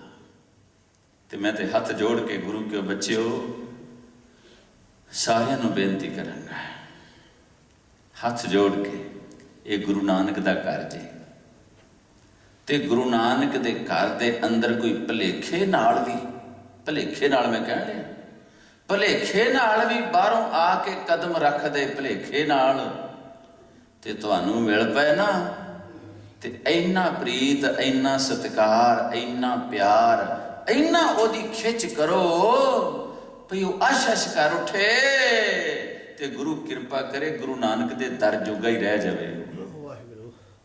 ਉਹ ਗੁਰੂ ਨਾਨਕ ਦੇ ਘਰ ਜੋਗਾ ਹੋ ਕੇ ਰਹਿ ਜਾਏ। ਉਹ ਸੋਚੇ ਵੀ ਇੱਦਾਂ ਦਾ ਪਿਆਰ ਤੇ ਮੈਨੂੰ ਮਿਲਿਆ ਹੀ ਨਹੀਂ ਕਿਤੇ, ਮਾਂ ਕੋਲੋਂ ਨਹੀਂ ਮਿਲਿਆ, ਕਦੀ ਪਿਓ ਕੋਲੋਂ ਨਹੀਂ ਮਿਲਿਆ, ਕਦੀ ਪਰਿਵਾਰ ਕੋਲੋਂ ਨਹੀਂ ਮਿਲਿਆ, ਕਦੀ ਸੰਸਾਰ ਕੋਲੋਂ ਨਹੀਂ ਮਿਲਿਆ। ਕੈਸਾ ਗੁਰੂ ਨਾਨਕ ਦਾ ਘਰ ਹੈ ਜਿੱਥੇ ਮੈਂ ਆ ਗਿਆ, ਇੱਥੇ ਮੈਨੂੰ ਸਾਰਿਆਂ ਦਾ ਪਿਆਰ ਮਿਲ ਗਿਆ। ਇੰਨਾ ਪਿਆਰ ਤੁਹਾਡੇ ਕੋਲੋਂ ਉਹਨੂੰ ਮਿਲ ਜਾਏ, ਗੁਰੂ ਨਾਨਕ ਦਾ ਹੋ ਕੇ ਰਹਿ ਜਾਏ। ਐਸੇ ਸਿੱਖ ਇਤਿਹਾਸ ਵਿੱਚ ਹੋਏ ਨੇ ਜਿਨ੍ਹਾਂ ਨੂੰ ਅਨਮਤ ਦੇ ਲੋਕ ਮਿਲੇ, ਉਹਨਾਂ ਆਖਿਆ ਤੁਹਾਡਾ ਗੁਰੂ ਕਿਵੇਂ ਦਾ ਹੋਏਗਾ ਜਿਹਦੇ ਸਿੱਖ ਕਿਵੇਂ ਦੇ ਨੇ। ਉਹਨਾਂ ਨੇ ਸਿੱਖੀ ਧਾਰਨ ਕੀਤੀ, ਉਹ ਸਿੱਖ ਬਣੇ। ਸਿੱਖਾਂ ਨੂੰ ਵੇਖ ਕੇ, ਸਿੱਖਾਂ ਦੇ ਜੀਵਨ ਨੂੰ ਵੇਖ ਕੇ, ਸਿੱਖਾਂ ਦੀ ਨਿਮਰਤਾ ਨੂੰ ਵੇਖ ਕੇ, ਸਿੱਖਾਂ ਦੀ ਸੇਵਾ ਨੂੰ ਵੇਖ ਕੇ, ਸਿੱਖਾਂ ਦੀ ਮੌਜ ਨੂੰ ਵੇਖ ਕੇ ਉਹ ਸਿੱਖ ਬਣੇ ਵੀ। ਵਾਹ ਵਾਹ ਵਾਹ, ਇੰਨੀ ਮੌਜ ਇਹਨਾਂ ਸਿੱਖਾਂ ਦੀ। ਇਹ ਤੁਹਾਡੇ 'ਚ ਪਿਆਰ ਹੋਵੇ। ਅਸੀਂ ਤਾਂ ਧੱਕੇ ਮਾਰਦੇ ਹਾਂ, ਅਸੀਂ ਤਾਂ ਲਾਗੇ ਨਹੀਂ ਬਹਿਣ ਦਿੰਦੇ। ਜੋ ਕਿ ਹਜੇ ਦਾਖਲ ਹੁੰਦੇ ਆ ਮਸਾਂ, ਅਜੇ ਅੰਮ੍ਰਿਤ ਛਕ ਕੇ ਗੁਰਸਿੱਖੀ 'ਚ ਅਜੇ ਅੰਮ੍ਰਿਤ ਹੀ ਛਕਿਆ ਹੁੰਦਾ ਤਾਂ ਅਸੀਂ ਕਹਿੰਦੇ ਜੀ ਇਸ ਤੇ ਗੁਰਮੁਖ ਬਣ ਗਏ, ਬਾਕੀ ਤੇ ਮਨਮੁਖੀ ਨੇ ਸਾਰੇ, ਬਹਿਣ ਹੀ ਨਹੀਂ ਦਿੰਦੇ ਕੋਲ ਕਿਸੇ। ਵੀ ਤੂੰ ਕਦੋਂ ਦਾ ਗੁਰਮੁਖ ਬਣ ਗਿਆ ਜਿੱਥੇ ਦਾਖਲਾ ਲਿਆ ਤੂੰ? ਨਹੀਂ ਪ੍ਰੇਮੀ, ਕਈ ਮਹਾਂਪੁਰਖ ਮੈਂ ਬਹੁਤ ਗੁਰੂ ਪਿਆਰ ਵਾਲੇ ਨੇ, ਸਾਰੇ ਹੀ ਚੰਗੇ ਨੇ, ਪਰ ਮੈਨੂੰ ਜਿਨ੍ਹਾਂ ਦੀ ਸੰਗਤ ਕਰਨ ਦਾ ਕਈ ਵਾਰ ਸੁਭਾਗ ਮਿਲਿਆ, ਚੜ੍ਹਾਈ ਕਰ ਗਏ ਹਨ। ਦੋਦਰਾ ਸਾਹਿਬ ਮਹਾਂਪੁਰਖ ਹੁੰਦੇ ਸੀ, ਬਾਊ ਜੀ ਅਸੀਂ ਕਹਿੰਦੇ ਸੀ ਉਹਨਾਂ ਨੂੰ। ਕਈ ਵਾਰ ਉਹਨਾਂ ਦੇ ਕੀਰਤਨਾਂ 'ਚ ਉੱਥੇ ਜਾਣਾ, ਤੇ ਮੈਨੂੰ ਯਾਦ ਹੈ ਜਦੋਂ ਕੀਰਤਨ ਦਰਬਾਰ ਹੋਣੇ, ਕੀਰਤਨ ਹੋਣਾ, ਤੇ ਜਿਹੜੇ ਬੱਚੇ ਬੱਚੀਆਂ ਕੈਨੇਡਾ ਤੋਂ, ਅਮਰੀਕਾ ਤੋਂ, ਦੂਸਰੇ ਕੰਟਰੀਆਂ ਤੋਂ ਆਏ ਹੁੰਦੇ ਸੀ, ਭਾਵੇਂ ਉਹ ਰੋਡੇ ਭੋਡੇ ਹੋਣ, ਕੇਸ ਵੀ ਨਾ ਹੋਣ, ਬੱਚੀਆਂ ਵੀ ਉੱਦਾਂ ਦੀਆਂ ਹੀ ਹੋਣੀਆਂ, ਵੇਖਣ ਨੂੰ ਲੱਗਣਾ, ਕਿਉਂਕਿ ਉਹ ਸਿੱਖੀ ਵਾਲੇ ਪਾਸੇ ਆਈਆਂ ਨਹੀਂ ਸੀ ਹੁੰਦੀਆਂ। ਤੇ ਮੈਨੂੰ ਯਾਦ ਹੈ ਮਹਾਂਪੁਰਖ ਉਹਨਾਂ ਨੂੰ ਮੋਹਰੇ ਬਿਠਾਉਣਾ, ਆਪਣੇ ਅੱਗੇ ਬਿਠਾਉਣਾ ਸੀ, ਉਹਨਾਂ ਨੂੰ ਵੱਧ ਪਿਆਰ ਦੇਣਾ, ਉਹਨਾਂ ਨੂੰ ਵੱਧ ਜੱਫੀਆਂ ਪਾਉਣੀਆਂ, ਵੱਧ ਉਹਨਾਂ ਦੀ ਸੇਵਾ ਕਰਨੀ। ਉਹਨਾਂ ਨੂੰ ਇਉਂ ਲੱਗਣਾ ਵੀ ਹੱਦ ਹੋ ਗਿਆ, ਅਸੀਂ ਇੰਨੇ ਗੰਦੇ, ਅਸੀਂ ਇੰਨੇ ਭੈੜੇ, ਅਸੀਂ ਇੰਨੇ ਮਾੜੇ, ਤੇ ਮਹਾਂਪੁਰਖ ਸਾਨੂੰ ਇੰਨਾ ਪਿਆਰ ਕਰਦੇ। ਉਹਨਾਂ ਸ਼ਰਮਦਿਆਂ ਮਾਰੇ ਹੀ ਮਰ ਜਾਣਾ, ਤੇ ਆਖਣਾ ਮਹਾਰਾਜ ਅਸੀਂ ਇੰਨੇ ਭੈੜੇ ਹਾਂ, ਅਸੀਂ ਇੰਨੇ ਗੰਦੇ ਹਾਂ, ਅਸੀਂ ਇੰਨੇ ਖਰਾਬ ਹਾਂ, ਤੇ ਤੁਸੀਂ ਸਾਨੂੰ ਇਹਨਾਂ ਗੰਦਿਆਂ ਬੰਦਿਆਂ ਨੂੰ ਚੁੱਕ ਕੇ ਛਾਤੀ ਨਾਲ। ਉਹਨਾਂ ਨੇ ਕਹਿਣਾ ਨਹੀਂ ਨਹੀਂ, ਤੁਸੀਂ ਬੜੇ ਚੰਗੇ ਹੋ, ਬਹੁਤ ਚੰਗੇ ਹੋ, ਗਲਤੀਆਂ ਤਾਂ ਸਾਰਿਆਂ ਕੋਲੋਂ ਨਹੀਂ, ਸਾਡੇ ਕੋਲੋਂ ਵੀ ਹੋ ਜਾਂਦੀਆਂ। ਇੱਦਾਂ ਹੀ ਕਹਿਣਾ ਮਹਾਂਪੁਰਖ, ਕਹਿੰਦੇ ਗਲਤੀਆਂ ਸਾਡੇ ਕੋਲੋਂ ਵੀ ਹੋ ਜਾਂਦੀਆਂ, ਅਸੀਂ, ਤੁਸੀਂ ਬੜੇ ਚੰਗੇ ਹੋ, ਬੜੇ। ਉਹਨਾਂ ਨੂੰ ਕਹਿਣਾ ਹੀ ਨਹੀਂ ਵੀ ਤੁਸੀਂ ਭੈੜੇ ਹੋ, ਤੁਸੀਂ ਮਾੜੇ ਹੋ, ਬਸ ਥਾਪੀਆਂ ਦੇ ਜਾਣੀਆਂ, ਪਿਆਰ ਕਰੀ ਜਾਣਾ, ਕੋਲ ਬਿਠਾਈ ਜਾਣਾ, ਬਸ ਕਰਦਿਆਂ ਕਰਦਿਆਂ ਪਤਾ ਹੀ ਨਹੀਂ ਲੱਗਣਾ ਕਦੋਂ ਉਹਨਾਂ ਨੂੰ ਵੀ ਬੇੜੇ ਚੜ ਜਾਣਾ, ਸਾਰਿਆਂ ਉਹਨਾਂ ਵੀ ਅੰਮ੍ਰਿਤ ਛਕ ਲੈਣਾ, ਗੁਰੂ ਵਾਲੇ ਬਣ ਜਾਣਾ। ਭਾਵ ਪਿਆਰ ਨਾਲ ਐਸਾ ਕੀਲਣਾ। ਤੇ ਸਾਧ ਸੰਗਤ ਜੀ, ਚਲੋ ਗੁਰੂ ਕਿਰਪਾ ਕਰੇ, ਮੇਰੇ 'ਚ ਤੇ ਉਹ ਗੁਣ ਨਹੀਂ, ਪਰ ਮੈਂ ਦਿਖਾ ਸਕਦਾ, ਕਦੀ ਇੰਡੀਆ ਵੀ ਤੁਸੀਂ ਆਓ, ਉਹ ਪਰਿਵਾਰ ਜਿਹੜੇ ਕੱਟੜ ਪਹਿਲਾਂ ਰਾਧਾ ਸੁਆਮੀ ਸਨ, ਨਿਰੰਕਾਰੀ ਸਨ, ਹੋਰ ਪਾਸੇ ਗਏ ਹੋਏ ਸਨ, ਉਹਨਾਂ ਨੂੰ ਅਸੀਂ ਨਹੀਂ ਕਿਹਾ ਵੀ ਰਾਧਾ ਸੁਆਮੀ ਬੜੇ ਭੈੜੇ ਨੇ ਤੁਹਾਡੇ, ਉਹ ਫਲਾਣੇ ਬੜੇ ਮਾੜੇ ਨੇ। ਨਹੀਂ ਨਹੀਂ, ਮਹਾਂਪੁਰਖਾਂ ਦਾ ਬਚਨ ਮੈਨੂੰ ਬੜਾ ਵਧੀਆ ਚੇਤੇ ਆਉਂਦਾ, ਜਿਨ੍ਹਾਂ ਦੇ ਸਥਾਨ 'ਤੇ ਅਸੀਂ ਬੈਠੇ ਹਾਂ, ਵੱਡੇ ਮਹਾਂਪੁਰਖਾਂ ਦੇ। ਇਹ ਕਹਿੰਦੇ ਹੁੰਦੇ, ਪਿਆਰਿਓ, ਚੰਗੀ ਗੱਲ ਤੇ ਕੌਣ ਨਿੰਦਿਆ ਕਰਦਾ, ਕੌਣ ਉਸਤ ਕਰਦਾ, ਵੇਖੋ ਹੀ ਨਾ। ਤੇ ਜਿਹੜੀ ਲੀਕ ਹੈ ਉਹਦੇ ਨਾਲ ਅੱਗੇ ਵੱਡੀ ਲੀਕ ਖਿੱਚ ਦਿਓ, ਤੇ ਆਪੇ ਅਗਲੀ ਛੋਟੀ ਹੋ ਜਾਏਗੀ, ਦੂਜੀ ਲੀਕ ਆਪੇ ਛੋਟੀ ਹੋ ਜਾਏਗੀ। ਆਪਾਂ ਪ੍ਰਚਾਰ ਕਰੀਏ ਕਿ ਫਲਾਣਾ ਝੂਠ ਬੋਲਦਾ ਜੀ, ਉਹ ਗਲਤ ਹੈ ਜੀ, ਉਹ ਫਲਾਣਾ ਹੈ ਜੀ, ਉਹ ਢੀਂਗ ਹੈ ਜੀ। ਹੁਣ ਸੌਦਾ ਤੇ ਵੇਚ ਰਿਹਾ, ਤੁਸੀਂ ਕਹਿੰਦੇ ਉਹ ਗਲਤ ਨੇ, ਫਲਾਣੇ ਗਲਤ ਨੇ, ਢੀਂਗੜੇ ਗਲਤ ਨੇ, ਚਲੋ ਮੰਨ ਲਈ ਗੱਲ, ਪਰ ਅਗਲਾ ਪੁੱਛਦਾ ਸੱਚ, ਜੇ ਉਹ ਝੂਠ ਤਾਂ ਸੱਚ ਕੀ ਹੈ ਫਿਰ? ਚੰਗੀ ਗੱਲ ਤੇ ਹੈ ਜੇ ਕੋਈ ਤੁਹਾਨੂੰ ਜਾਪਦਾ ਕਿ ਗਵਾਚ ਗਿਆ ਸਿੱਖੀ ਕੋਲੋਂ, ਗੁਰੂ ਨਾਨਕ ਦਾ ਘਰ ਛੱਡ ਕੇ ਕਿਤੇ ਚਲਾ ਗਿਆ, ਤੇ ਜੇ ਤੁਸੀਂ ਆਉਂਦਿਆਂ ਸਾਰ ਜਿੱਥੇ ਉਹ ਜਾਂਦਾ ਹੈ ਉਹਦੀ ਨਿੰਦਿਆ ਕਰਨ ਲੱਗ ਪਾਓਗੇ, ਮੈਨੂੰ ਖਿਮਾ ਕਰਿਓ, ਅਗਲੇ ਦਿਨ ਤੁਹਾਡੇ ਕੋਲ ਨਹੀਂ ਪਏਗਾ।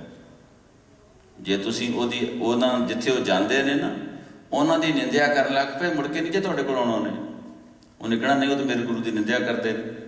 ਤੇ ਜੇ ਉਹਨੂੰ ਪਿਆਰ ਦੇਣ ਲੱਗ ਪਏ ਵੀ ਕੋਈ ਗੱਲ ਨਹੀਂ, ਤੂੰ ਜਿੱਥੇ ਜਾਣਾ ਤੇਰੀ ਮੌਜ, ਪਰ ਆ ਜਾਇਆ ਕਰ ਕਿਸੇ ਵੇਲੇ ਸਾਡੇ ਕੋਲ ਵੀ।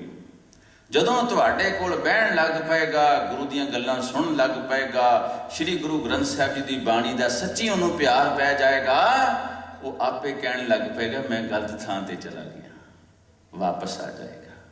ਹੈਨ ਐਸੇ ਫੈਮਲੀਜ਼, ਬਹੁਤ ਸਾਰੀਆਂ ਪਰਿਵਾਰ ਐਸੇ ਨੇ ਜਿਹੜੇ ਦੂਸਰੇ ਪਾਸੇ ਚਲੇ ਗਏ ਸਨ, ਕੋਈ ਨਿਰੰਕਾਰੀ, ਕੋਈ ਰਾਧਾ ਸੁਆਮੀ, ਅੱਜ ਅੰਮ੍ਰਿਤਧਾਰੀ ਸਿੱਖ ਨੇ, ਤੇ ਗੁਰੂ ਨਾਨਕ ਦੇ ਦਰ ਤੇ ਆਉਂਦੇ ਨੇ, ਉੱਥੇ ਨਹੀਂ ਹੁਣ ਜਾਂਦੇ, ਕਿਉਂਕਿ ਉਹਨਾਂ ਨੂੰ ਅਸਲੀਅਤ ਦਾ ਪਤਾ ਲੱਗ ਗਿਆ। ਆਪ ਕਹਿਣ ਲੱਗ ਪਏ ਜੀ ਅਸੀਂ ਭੁੱਲ ਗਏ ਸਾਂ, ਅਸੀਂ ਮਿਸਗਾਈਡ ਹੋ ਗਏ ਸਾਂ, ਅਸੀਂ ਗਲਤ ਥਾਂ ਤੇ ਜਾਣ ਲੱਗ ਪਏ ਸਾਂ। ਅੱਜ ਉਹ ਅੰਮ੍ਰਿਤਧਾਰੀ ਗੁਰਸਿੱਖ ਨੇ ਤੇ ਗੁਰੂ ਕੋਲ ਆਉਂਦੇ। ਮੇਰਾ ਕਹਿਣ ਦਾ ਪਿਆਰ, 99% ਜਿਹੜੇ ਮਸਲੇ ਨੇ ਉਹ ਗੁਰੂ ਬਾਣੀ ਦੀ ਪ੍ਰੀਤ ਨਾਲ, ਪਿਆਰ ਨਾਲ ਹੱਲ ਹੋ ਸਕਦੇ ਨੇ। ਕਿਉਂ? ਆਪੀ ਪਹਿਲਾਂ ਹੀ ਆਪਾਂ ਦੂਜਾ ਕੰਮ ਵਰਤਣਾ ਪੈਂਦੇ। ਨਹੀਂ ਨਹੀਂ ਨਹੀਂ, ਜਿਨ ਪ੍ਰੇਮ ਕੀਓ ਤਿਨ ਹੀ ਪ੍ਰਭੂ ਪਾਏ। ਪਿਆਰ ਨਾਲ, ਪ੍ਰੀਤ ਨਾਲ ਸਾਰੇ ਸੰਸਾਰ ਨੂੰ ਗੁਰੂ ਨਾਨਕ ਦਾ ਪਿਆਰ ਵੰਡੋ, ਜੋ ਤੁਹਾਨੂੰ ਮਿਲਿਆ ਹੈ, ਜੋ ਸਤਿਗੁਰੂ ਨੇ ਤੁਹਾਨੂੰ ਬਖਸ਼ਿਆ ਹੈ। ਉਹ ਮੈਨੂੰ ਯਾਦ ਹੈ, ਉਹ ਬਾਊ ਜੀ ਕਈ ਵਾਰ ਕਹਿੰਦੇ ਹੁੰਦੇ ਸੀ ਵੀ ਕਈ ਲੋਕ ਕਹਿੰਦੇ ਆ ਵੀ ਉਹ ਦੋਦਰਾ ਸਾਹਿਬ ਜਿਹੜੇ ਬਾਊ ਜੀ ਉਹਨਾਂ ਕੋਲ ਜਾਂਦੇ ਆ, ਉੱਥੇ ਉਹ ਜਾਦੂ ਕਰ ਦਿੰਦੇ ਆ, ਪਤਾ ਨਹੀਂ ਕੀ ਉਹਨਾਂ ਤੇ, ਜਿਹੜਾ ਉੱਥੇ ਜਾਂਦਾ ਉੱਥੇ ਜੋਗਾ ਹੀ ਰਹਿ ਜਾਂਦਾ। ਤੇ ਮੈਨੂੰ ਯਾਦ ਨੇ ਮਹਾਂਪੁਰਖਾਂ ਦੇ ਬਚਨ, ਉਹਨਾਂ ਦੇ ਲੇਖਾਂ 'ਚ ਵੀ ਬਹੁਤ ਸਾਰੇ ਲੇਖ ਲਿਖੇ ਨੇ ਉਹਨਾਂ ਦੇ ਬਾਣੀ ਦੇ ਉੱਤੇ। ਤੇ ਉਹ ਕਹਿੰਦੇ ਹੁੰਦੇ ਸਨ ਬਈ ਹਾਂ ਬਈ ਅਸੀਂ ਜਾਦੂ ਤੇ ਕਰ ਦਿੰਦੇ ਹਾਂ, ਪਰ ਕਾਲਾ ਜਾਦੂ ਨਹੀਂ, ਗੁਰੂ ਨਾਨਕ ਦੇ ਪਿਆਰ ਦਾ ਚਿੱਟਾ ਜਾਦੂ ਇੱਥੇ ਵੰਡਨੇ ਹਾਂ। ਚਿੱਟਾ ਜਾਦੂ ਕਿਤੇ ਗੁਰੂ ਨਾਨਕ ਦੇ ਪਿਆਰ ਦਾ ਇੱਥੇ ਕਰਦੇ ਹਾਂ, ਤੇ ਉਹ ਗੁਰੂ ਨਾਨਕ ਨੇ ਜਿਹੜਾ ਸਾਨੂੰ ਪਿਆਰ ਬਖਸ਼ਿਆ ਉਹ ਅਸੀਂ ਵੰਡਨੇ ਹਾਂ, ਤੇ ਉਹ ਲੋਕਾਂ ਤੇ ਅਸਰ ਕਰਦਾ, ਤੇ ਲੋਕ ਗੁਰੂ ਨਾਨਕ ਦੇ ਬਣ ਜਾਂਦੇ ਨੇ, ਹੋ ਜਾਂਦੇ ਨੇ। ਤੇ ਉਹ ਪ੍ਰੀਤ ਜਿਹੜੀ ਹੈ, ਜਿਹੜੀ ਸਤਿਗੁਰੂ ਨੇ ਤੁਹਾਨੂੰ ਬਖਸ਼ੀ ਹੈ, ਪਿਆਰਿਓ, ਉਹ ਪਿਆਰ ਸਾਰੇ ਸੰਸਾਰ 'ਚ ਵੰਡੋ। ਗੁਰੂ ਨਾਨਕ ਪਾਤਸ਼ਾਹ, ਸੱਚੇ ਪਾਤਸ਼ਾਹ ਜੀ ਦਾ ਲੋਕ ਪਿਆਰ ਨਾਲ ਆਪੇ ਇਸ ਪਾਸੇ ਆ ਜਾਂਦੇ ਨੇ, ਭੁੱਲੇ ਹੋਏ ਵੀ ਮੁੜ ਕੇ ਵਾਪਸ ਆ ਜਾਂਦੇ। ਤੋ ਸਤਿਗੁਰੂ ਸੱਚੇ ਪਾਤਸ਼ਾਹ ਨੇ ਜਿਹੜੇ ਧਰਮੀ ਮਨੁੱਖ ਹਨ ਉਹ ਬੜੇ ਵਿਸ਼ਾਲ ਮਾਈਂਡਡ, ਮੇਰਾ ਕਹਿਣ ਦਾ ਭਾਵ ਇਹ ਨਹੀਂ ਸੀ ਸਿਰਫ ਵੀ ਉਹ ਬਹੁਤ ਵੱਡਾ ਹਿਰਦਾ ਹੁੰਦਾ ਹੈ, ਤੇ ਫਿਰ ਉਹਨਾਂ ਨੂੰ ਜਦੋਂ ਪਤਾ ਲੱਗਦਾ ਵੀ ਅਕਾਲ ਪੁਰਖ ਵੀ ਬੜਾ ਵਿਸ਼ਾਲ ਹੈ, ਉਹਨੇ ਪਤਾ ਨਹੀਂ ਕਿੰਨੇ ਕੁ ਅਵਤਾਰ ਬਣਾਏ ਨੇ, ਕਿੰਨੇ ਕੁ ਖੰਡ ਬ੍ਰਹਿਮੰਡ ਬਣਾਏ ਨੇ, ਕਿੰਨਾ ਕੁ ਵੱਡਾ ਉਹਦਾ ਪਸਾਰਾ ਹੈ, ਤੇ ਮੈਂ ਐਵੇਂ ਤੰਗ ਜਾ ਕਿਉਂ ਸੋਚੀ ਜਾਵਾਂ, ਮੈਂ ਦੂਜਿਆਂ ਨੂੰ ਕਿਉਂ ਐਵੇਂ ਗਾਲਾਂ ਕੱਢੀ ਜਾਵਾਂ, ਮੈਂ ਦੂਜਿਆਂ ਦੀ ਕਿਉਂ ਐਵੇਂ ਨਿੰਦਿਆ ਕਰੀ ਜਾਵਾਂ। ਨਹੀਂ ਨਹੀਂ ਨਹੀਂ, ਫਿਰ ਉਹ ਕਹਿੰਦਾ ਨਹੀਂ, ਬਹੁਤ ਵੱਡਾ ਨਿਰੰਕਾਰ ਹੈ, ਇਹ ਉਹਦੀ ਲੀਲਾ ਹੈ, ਉਹਦਾ ਤਮਾਸ਼ਾ ਹੈ, ਉਹਦੀ ਖੇਡ ਹੈ। ਆਓ ਇਹਨਾਂ ਪੌੜੀਆਂ ਸਤਿਗੁਰੂ ਸੱਚੇ ਪਾਤਸ਼ਾਹ ਦੀ ਬਖਸ਼ਿਸ਼ ਕਰ ਰਹੇ ਨੇ। ਧਰਮੀ ਮਨੁੱਖ ਜਿਹੜਾ ਉਹਦੇ ਅੰਦਰ ਫਿਰ ਗਿਆਨ ਪੈਦਾ ਹੁੰਦਾ ਹੈ, ਤੇ ਗਿਆਨ ਕਿੱਦਾਂ ਦਾ ਪੈਦਾ ਹੁੰਦਾ ਹੈ ਉਹ ਆਪ ਜੀ ਸਰਵਣ ਕਰੋ ਜੀ। ਇੱਕ ਵਾਰ ਪਿਆਰ ਚਾਖੋ, ਸਤਨਾਮ ਸ਼੍ਰੀ ਵਾਹਿਗੁਰੂ। ਹਾਂਜੀ, ਧਰਮ ਖੰਡ ਕਾ ਇਹੋ ਧਰਮ। ਮਹਾਰਾਜ ਜੀ ਕਹਿੰਦੇ ਇਹ ਜਿਹੜਾ ਪਿਛਲੀ ਪੌੜੀ ਵਿੱਚ ਅਸੀਂ ਤੁਹਾਨੂੰ ਦੱਸਿਆ ਹੈ, ਭਾਵ ਜਦੋਂ ਧਰਮ 'ਚ ਸਿੱਖ ਦਾਖਲ ਹੁੰਦਾ ਤੇ ਉਹਦੇ ਇਹ ਲੱਛਣ ਨੇ, ਉਹਦੀਆਂ ਨਿਸ਼ਾਨੀਆਂ ਹਨ। ਗਿਆਨ ਖੰਡ ਕਾ ਆਖੋ ਕਰਮ। ਮਹਾਰਾਜ ਕਹਿੰਦੇ ਹੁਣ ਜਿਹੜਾ ਅੰਦਰ ਉਹਦੇ ਧਰਮੀ ਮਨੁੱਖ ਦੇ ਅੰਦਰ ਫਿਰ ਗਿਆਨ ਜਿਹੜਾ ਪੈਦਾ ਹੁੰਦਾ ਉਹ ਕੀ ਹੈ, ਕਿਵੇਂ ਦਾ ਗਿਆਨ ਹੈ, ਸਤਿਗੁਰੂ ਜੀ ਵਰਣਨ ਕਰਦੇ ਹਨ।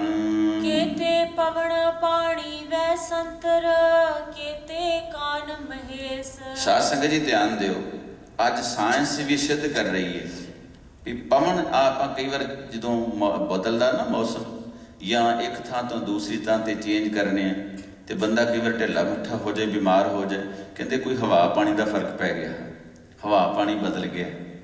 ਇਹਦਾ ਮਤਲਬ ਵੀ ਇੰਡੀਆ ਪਵਨ ਕੁਝ ਹੋਰ ਹੈ ਤੇ ਇੱਥੇ ਕੁਝ ਹੋਰ ਹੈ, ਪਾਣੀ ਹੋਰ, ਪਾਣੀ ਦਾ ਅਸਲਾ ਹੋ ਰਿਹਾ, ਹਵਾ ਦਾ ਹੋ ਰਿਹਾ। ਸਤਿਗੁਰੂ ਸੱਚੇ ਪਾਤਸ਼ਾਹ ਕਹਿੰਦੇ ਪਵਨ ਵੀ ਕਈ ਤਰ੍ਹਾਂ ਦੀ, ਪਾਣੀ ਦਾ ਭਾਵੇਂ ਵੇਖਣ ਨੂੰ ਸਾਨੂੰ ਇੱਕੋ ਜਿਹਾ ਜਾਪਦਾ ਹੈ, ਸੱਚੇ ਪਾਤਸ਼ਾਹ ਕਹਿੰਦੇ ਸਾਰਿਆਂ ਥਾਵਾਂ ਤੇ ਪਾਣੀ ਵੀ ਇੱਕੋ ਜਿਹਾ ਨਹੀਂ। ਮੈਨੂੰ ਯਾਦ ਹੈ ਬਹੁਤ ਦੇਰ ਪਹਿਲਾਂ, 30 ਸਾਲ ਪਹਿਲਾਂ, ਜਦੋਂ ਪਹਿਲੀ ਵਾਰ ਦਾਸ ਬੰਬੇ ਗਿਆ ਤੇ ਬਿਮਾਰ ਹੋ ਗਿਆ ਮੈਨੂੰ ਬਹੁਤ ਜ਼ਿਆਦਾ।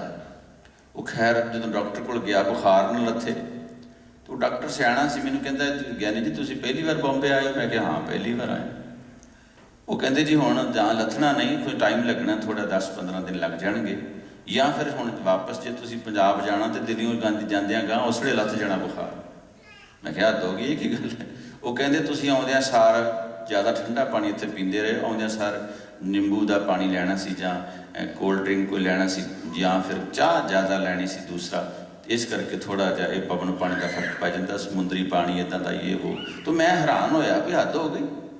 ਮਤਲਬ ਇਹ ਕਹਿਣ ਦਾ ਭਾਵ ਸਤਿਗੁਰੂ ਜੀ ਕਹਿੰਦੇ ਪਵਨ ਕਈ ਤਰ੍ਹਾਂ ਦੀ ਹੈ, ਕਿਤੇ ਪਵਨ ਪਾਣੀ ਵੀ ਕਈ ਪ੍ਰਕਾਰ ਦਾ ਅਸਲਾ ਹੈ, ਪਾਣੀ ਦਾ, ਹਵਾ ਦਾ ਵੀ। ਮਾਰੇ ਕਿਤੇ ਕਿਤੇ ਪਵਨ ਪਾਣੀ ਬੈ ਸੰਤਰ, ਬੈ ਸੰਤਰ ਅੱਗ ਦੀ, ਅੱਗ ਦੀਆਂ ਵੈਰਾਈਟੀਜ਼ ਵੀ ਕਈ ਨੇ, ਫਿਰ ਅੱਗ ਵੀ ਕਈ ਤਰ੍ਹਾਂ ਦੀ ਹੈ। ਹੁਣ ਵੇਖੋ ਉਹੀ ਅੱਗ ਹੈ ਜਿਹਦੇ ਨਾਲ ਤੁਸੀਂ ਜਲ ਪਾਣੀ ਤਿਆਰ ਕਰਦੇ ਹੋ ਗੈਸ ਤੇ ਰੱਖ ਕੇ, ਜਾਂ ਪਿੰਡਾਂ ਵਿੱਚ ਪਹਿਲਾਂ ਅਸੀਂ ਪੰਜਾਬ ਤੋਂ ਆਏ, ਲੱਕੜਾਂ ਲੋਕ ਬਾਲਦੇ ਸੀ, ਗੋਹ ਦੀਆਂ ਪਾਥੀਆਂ ਬਾਲਦੇ ਸੀ ਪਿੰਡਾਂ 'ਚ, ਵੀ ਕਈ ਗਰੀਬ ਕਰਦੇ ਨੇ ਉੱਥੇ।